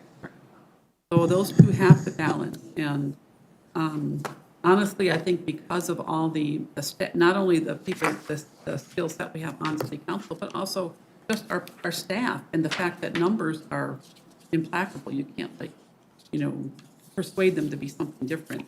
I think that I would rather err on somebody that's more people-centered to be on city council. So I'm kind of in the mayor's boat where I'm surprised at the results of the numbers. I think if we're going to go that way, that's fine. We'll be fine. We'll chug along as we always have. But I don't think we've always agreed, except for with you, on the top choice, you know? I mean, we've managed to Yeah. get there, but I don't think that we've always sat down and agreed about it. So 4 people scored our top choice as their top. 5 people scored the number 2 choice as their number 2 or 1. So when we look at, if we dig a little deeper into that, there's support for the number 2. Mm-hmm.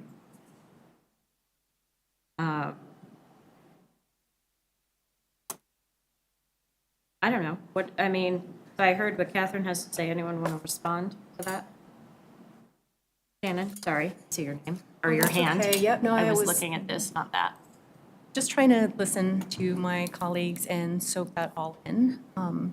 This is Ward 4, so it's important to the whole city, of course, but I honestly think that all of these candidates bring their own strengths again to Ward 4, and that's important. There'll be 2 spots in, come November, so, you know, the more the merrier, of course. In terms of the top 2, I mean, the top 2 were in my top 3. So for me, that I would definitely go with the consensus of the council and the majority. And I know it's not just a numbers game, and what we're talking about is important, but I do think, as Councilmember Kondo pointed out, you know, there are a couple that have maybe a clear breakaway. And so maybe we should focus on that. And the top 2 are my top 3, and I had Jody as a tie for my top 3 as well. So I can see all the points that the mayor, you know, pointed out in terms of what she could bring. But also, I do think that the top 2 candidates also bring their strengths in a lot of different ways too. And everybody had really good answers. Some were stronger. I think some started out a little bit more nervous. For example, Rich Folk's last thing on vision, like, really blew me out of the water. That was just so great. Like, what, all have that strong vision for the city and voice it like that. Oh, amazing. So it's, like I said before, I don't know if I'm helping right now or hurting, but the top 2 were in my top 3, so I'd be okay if we focused on that. It seems the rational way to go for me, more logical way to go, considering that all of these candidates bring so many strengths. Like if you could just mesh everything Right, take one of together. this answer and put this and make 5 you want. You know, I think that you bring up it was a question that popped in my mind. You're going to work, you know, hand in hand with this person for the next, I don't know, I'm not counting months anymore. But you're going to work hand in hand, and then you're going to work hand in hand with them, you know, should they win, right? So, I liked your perspective. I appreciated your perspective. Not that I didn't appreciate anybody else. Have you spoken, Jay? That was the first one. Don't you just hate Circle that? back? But I'll speak again if you like. Yeah, so since we're talking about the quantitative data with all the numbers, I was going back to the comments I made, the qualitative data. So, a lot of them, I mean, both Tim and Michael both share a lot of the same qualities. Even they mentioned a lot of the same concerns or regarding our city. And I love that they both had great understandings of our form of government that we have, on our city council, our council manager form of government. They both understood that.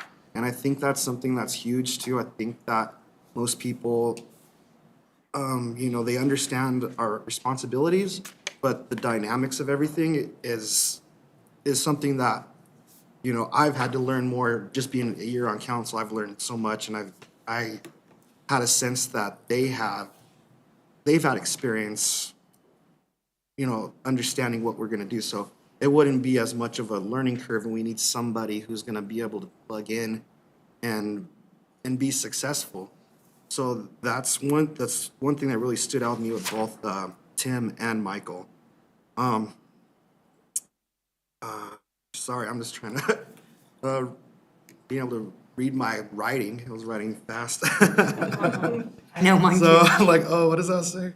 But understanding of, like, you know, we talk about the fiscal stuff, you know, which is always going to be something that I will lean on. Like, I've leaned on Becky for my time. You know, I'm like, okay, all right, you know, and now I'm right next to Rich, and I could do the same. And that's something that is, you know, that's something that I know that I have an opportunity to become better at. So that's why I lean towards someone who's better at that, since that's a quality that I'm currently lacking. So that's something I look forward to for both of these candidates.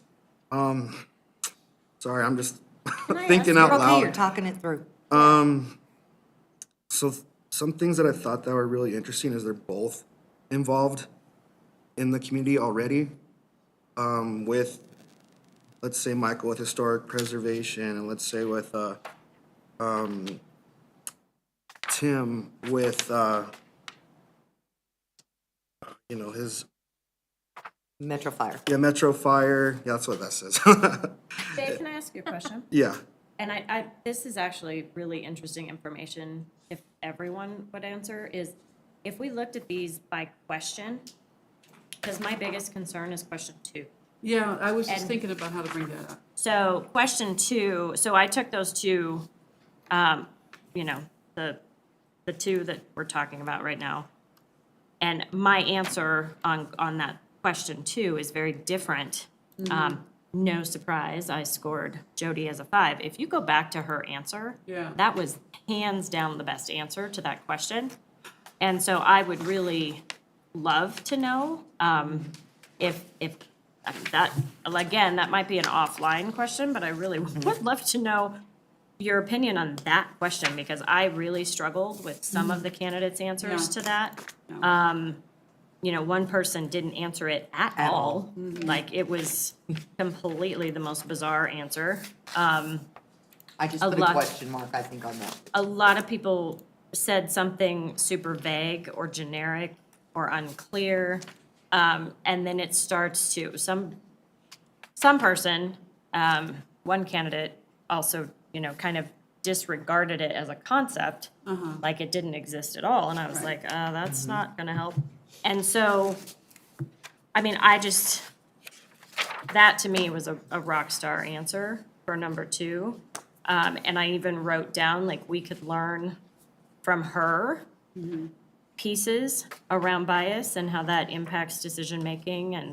And I don't know, that one I thought was very moving. So when I go to these two, we picked this question because it's super important to the work that we do.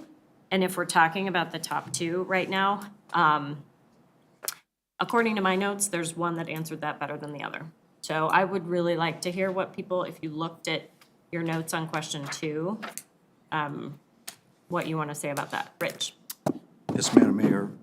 So we're talking about Mr. Long, Mr. Keaveney, and Ms. Roper. So just so you know, as Shannon mentioned, Mr. Long and Mr. Keaveney are the top 2 of my top 3. Yep. Regarding question 2, I had rated Ms. Roper at 4. I rated Mr. Keaveney at 4, and I rated Mr. Long at 5. The reason why, I'll start from the top down, why I started with Mr. Long at 5 is he said fiduciary duty, which I believe is a very strong concept and term that we are all obligated as we're making decisions regarding residents' taxpayer money. And he stated 3 things, which I think are great principles, right? Duty to care, duty to loyalty, and then duty to good faith. So when I heard that, that tells me that this is a gentleman who thinks about and operates based off of principles. Principles seem to be a very important bedrock foundation for him. When I look at Mr. Keaveney's response for number 2, his response that I wrote down was, you can't have it your way all the time. You need to maintain objectivity and an open mind, which I think is also very important as a response. Do what's in the best interest of the residents. Perhaps maybe it's just a language difference between what Mr. Long said and what Mr. Keaveney said, but I really felt like that Mr. Long's life experience, he knows the right verbiage and narrative to talk to that in a very coherent sort of way. And then lastly, regards to Ms. Roper, I see you raised your hand, That's fine. Dr. Goff, so if you have a question about what I said, I'm more than happy to answer. Yeah, no, she'll just be next. Yeah. Her answer was acknowledge personal, implicit bias, transparency relative. She basically kind of gave a laundry list of attributes, not isolated, but when I watched her on a number of answers, it seems like she had a lot of notes and it was all scripted. It didn't feel like it was coming from her as it was her core principle. She was reading her notes. So it caused me to wonder, okay, is that really who she is? Or is she just reading off of a sheet of paper? React. Okay. I just have, I was struggling with trying to figure out how to bring this one up, because as the city council participant on the DICE board, this is probably one of the most important questions that I think is on. And I just cannot, accept somebody who says that they don't have a bias. They go there because they're objective. And even like the duty part of it, I can see where that's really appealing, but that doesn't address the fact that you can have a set of principles, but because of, unconscious bias, you're going to apply them differently in towards different people or different kinds of people or in different kinds of situations.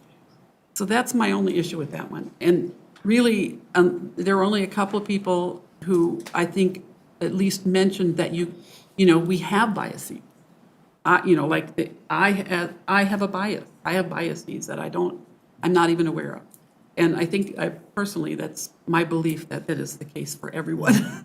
So when someone comes up to answer a question like that and says that they, or at least implies that they don't have any bias, or they don't acknowledge that those things are there, I feel like that's misguided, maybe. So that's. No, I'm not going to. I don't think I'm going to persuade anybody to really change how it's all falling out. But that was my reason for that, and I do find it's really interesting to have this kind of discussion because to hear how people are coming at it from different angles. So I think this is great. I just want to say I agree completely with Rich's analysis. I scored Michael and Tim a 5 on that question and Jody a 4. I think inherent in the question, there is bias. So the fact that neither of them acknowledged it is not as big of a deal to me.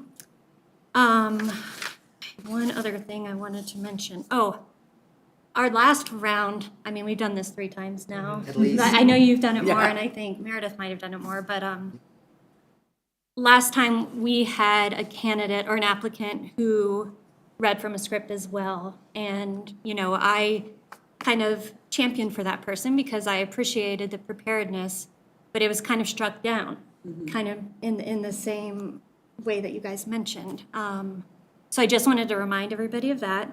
My top 2 are still my top 2, and it's a difficult decision because I agree with Rich. They answer that question very similarly, just in different words. So, yeah, tough decision, but I believe Mr. Long is still my number 1. Can I circle back just real fast, just to clarify that? So, I just want to clarify this piece. When I looked at that question, and it could be that you're right, that it was open to different interpretations. So when I saw the question, when I heard the question and the answers I were expecting, took us back to 2020 and the work that we had done, the work that brought us to having a DICE board in the first place, the work that I believe should be elevated in our city. And so I think that's why I was struck by their answers. It's a huge concern I have. And I hate to be this person because it's been stated in previous processes like this where, I'm not against white men. I don't want people to think that. But I think I actually wrote down that the conversation about duty felt very preachy, and it did not resonate with me at all. It made me actually really concerned and sad. And I get that if your background is maybe more military, that duty might resonate. But for me, I was like, that was awful. And I really didn't respond well to that. And so it's a huge concern I have as we move forward. So I just need to state that because that's my biggest concern. Shannon? So to echo what Councilmember Mayor Pro Tem Witkevich just said, I do remember that. I do remember that we focused on the fact that one of the candidates read from a script. And that even though that candidate was so strong and had so many good attributes, the fact that it didn't seem to, just kind of flow was something that maybe made them score less. And I did see that with Ms. Roper. even though her answers were excellent. But I did like the fact that the other candidates kind of spoke from the heart, and it's less perfect that way. I get it, because you can stumble over your words, you don't have, a script that you're reading from, and I think that does mean a lot, not to take anything away from how incredibly amazing and prepared she was. She really was. I didn't, so I scored them all high on that question, their answers. Because I didn't see the, I guess, the same issues that the mayor saw in one of those answers. And in fact, I think, for example, at Mr. Long's last question, he emphasized bringing people together, shared bounty to work together, uniting entities, and he spent a lot of time on that.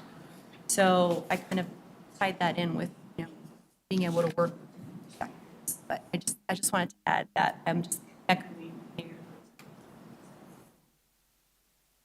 Rich, did you want to comment? Yes, ma'am, thank you. And I appreciate you allowing me to rebut.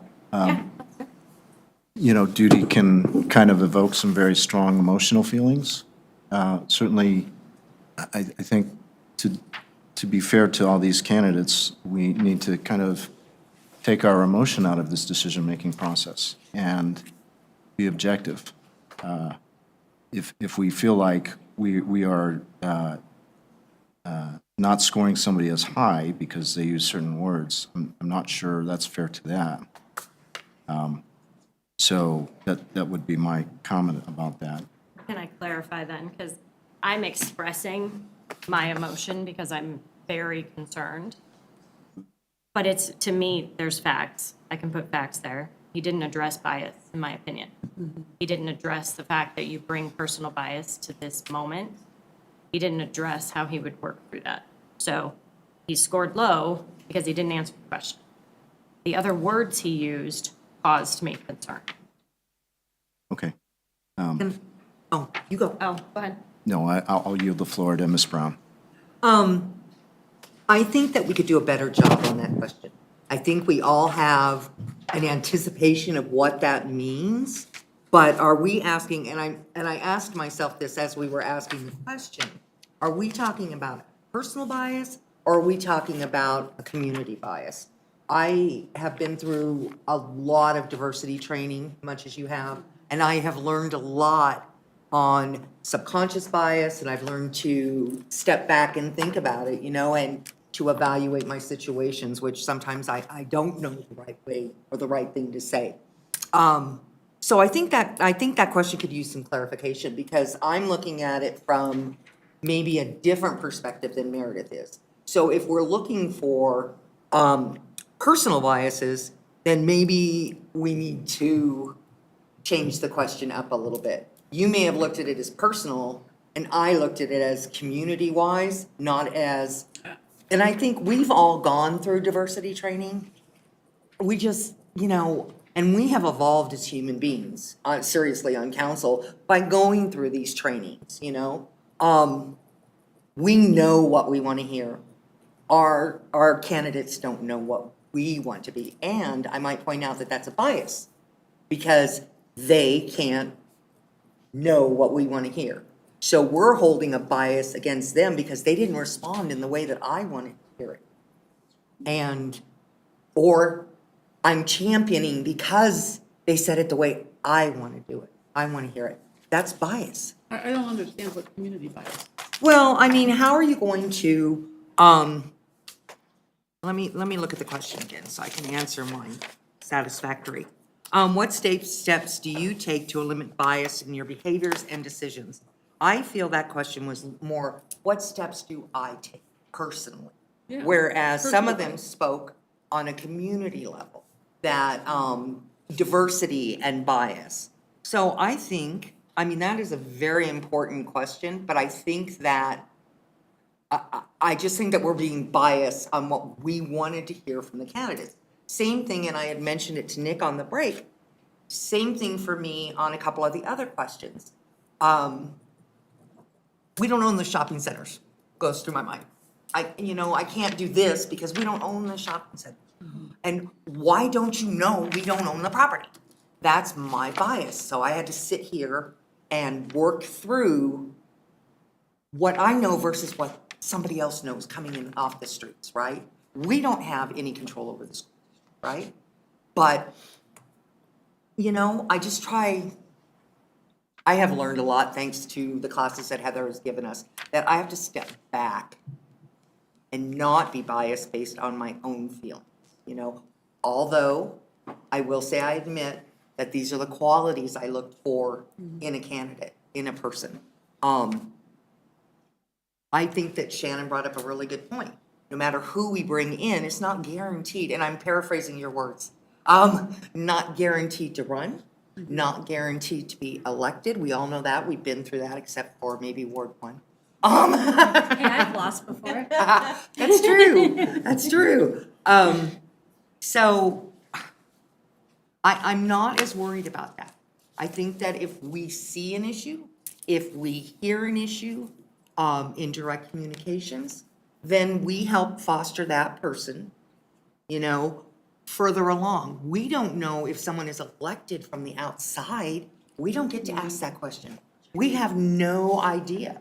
We have some advantages in asking these questions, but I think we have to really think about what is our perspective, what is our bias, and what do we want. Meredith? That can be said for every question. and Right, every response. exactly. But what I'm trying to say is like even Paul did a better job on question 2. Because I do think the question does have some definition. It's not completely vague. It's a tough one, though. But there are some that are just like, it does, you know. Yeah, there were No. some that I And could, it's like, wait a minute, right? And so, and those are in the bottom. So if I look at the top 3, Paul answered that question the best. Yeah. And Michael came in second for that question. So that, for you. well, I don't think yes. you're doing a good job with question 6. Your disappointment is obvious, and I'm not Well, calling no, you out. I Well, have that to. doesn't say I'm No, I'm not not- gonna go with the flow. I Right, just wanna I make don't want sure you to just go with the that flow. you know what my concerns are. Right, And that's why I took a moment to pick the thing that I'm the most worried about. me too. So. Nick, do you want to say any other things? or Just you to point good out some over there? facts that two of my 3 top candidates also ended in council's top 3. So clearly I'm not out of line on my rating or rating them backwards. And while some people feel that the candidate we're discussing gave the best answer for number 2, I feel like they gave the worst answers, questions 3 and 5. And so 3 and 5. I stand behind my decision. Do you want to speak to question 3 or 5? No, I stand behind my decision right now. Well, it is helpful to hear your perspective so that we can all. I feel come- like the approach on probably our second biggest complaint we're getting right now besides speeding is, you know, crime and justice, and I don't believe the approach that was outlined there or in the application is going to solve problems. Just looking at question, so if we start with question It was 3, brought up in you her, liked their answer to question 3. no, I did not. Say that one We're more time. talking, I'm sorry. we're you talking talk about so the candidate fast. that I'm getting called out about, or the one that says I'm being rating back, that I keep rating backwards. I did not care for the answers for 3 or 5. And so that's where I stand. Okay, That's where I was too, just so sorry. you know. I'm just trying to follow your train of thinking. Okay.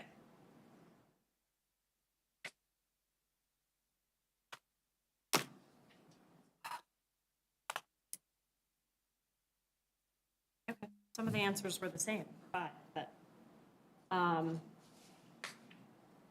right, thank you for sharing. Anybody else want to jump in? Yeah, I'll jump in.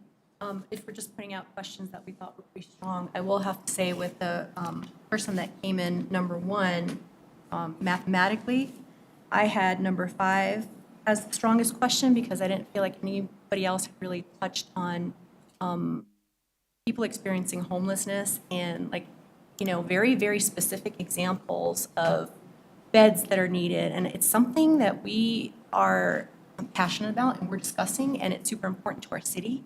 And it's coming up in terms of regional collaboration and what that's going to look like. And having a perspective that understands and potentially can give some really valuable information on how, you know, how you set up these types of facilities. I thought that one question to me was scored pretty high. Because I didn't hear an answer that had such a very specific knowledge to that. I'm just going to add that if we're talking about what we felt was a strong question. And I do have other people that scored really high in other areas too, but just to throw that out. I agree, I have that. Is it worth doing a check-in to see where everybody is with the number one choice? Sure. So if we're just discussing the top 2 candidates,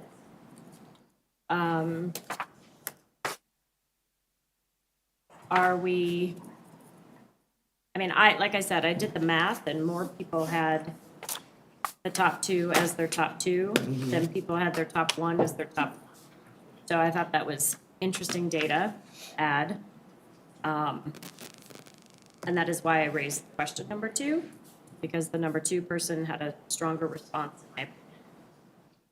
So if anyone wants to propose that we just go with the top 1, or if we continue discussing the top 2.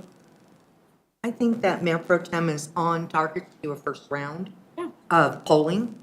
And then, you know, if it's a split vote or whatever, then we go back to discussion, but I think Mayor Pro Tem is right.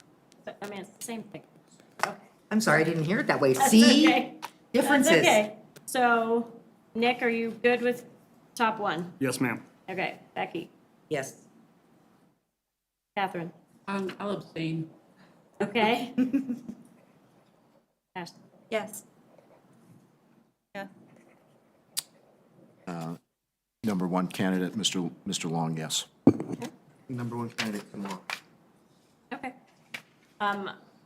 I can, because that's more of us, I can exercise my number 6 skills.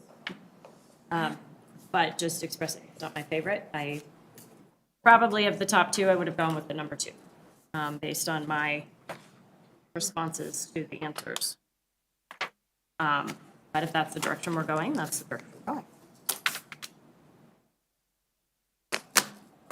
Any other final thoughts? Number 2 is a very strong candidate as well. Yeah. And he'll run again, and, you know, I just wanted to let people know, I am just texting my doctor to let him know I'm not gonna, I might be a few My minutes kids are late, wondering because this where was I'm at. more important. I know. It's We late. went long, It for went pretty sure. I thought it went pretty fast. Okay. So next steps, we are not doing that next week. We will do that before. So the swearing in will happen before the Adams County Mayors and Commissioners Youth Awards, which is on Monday, February 6th.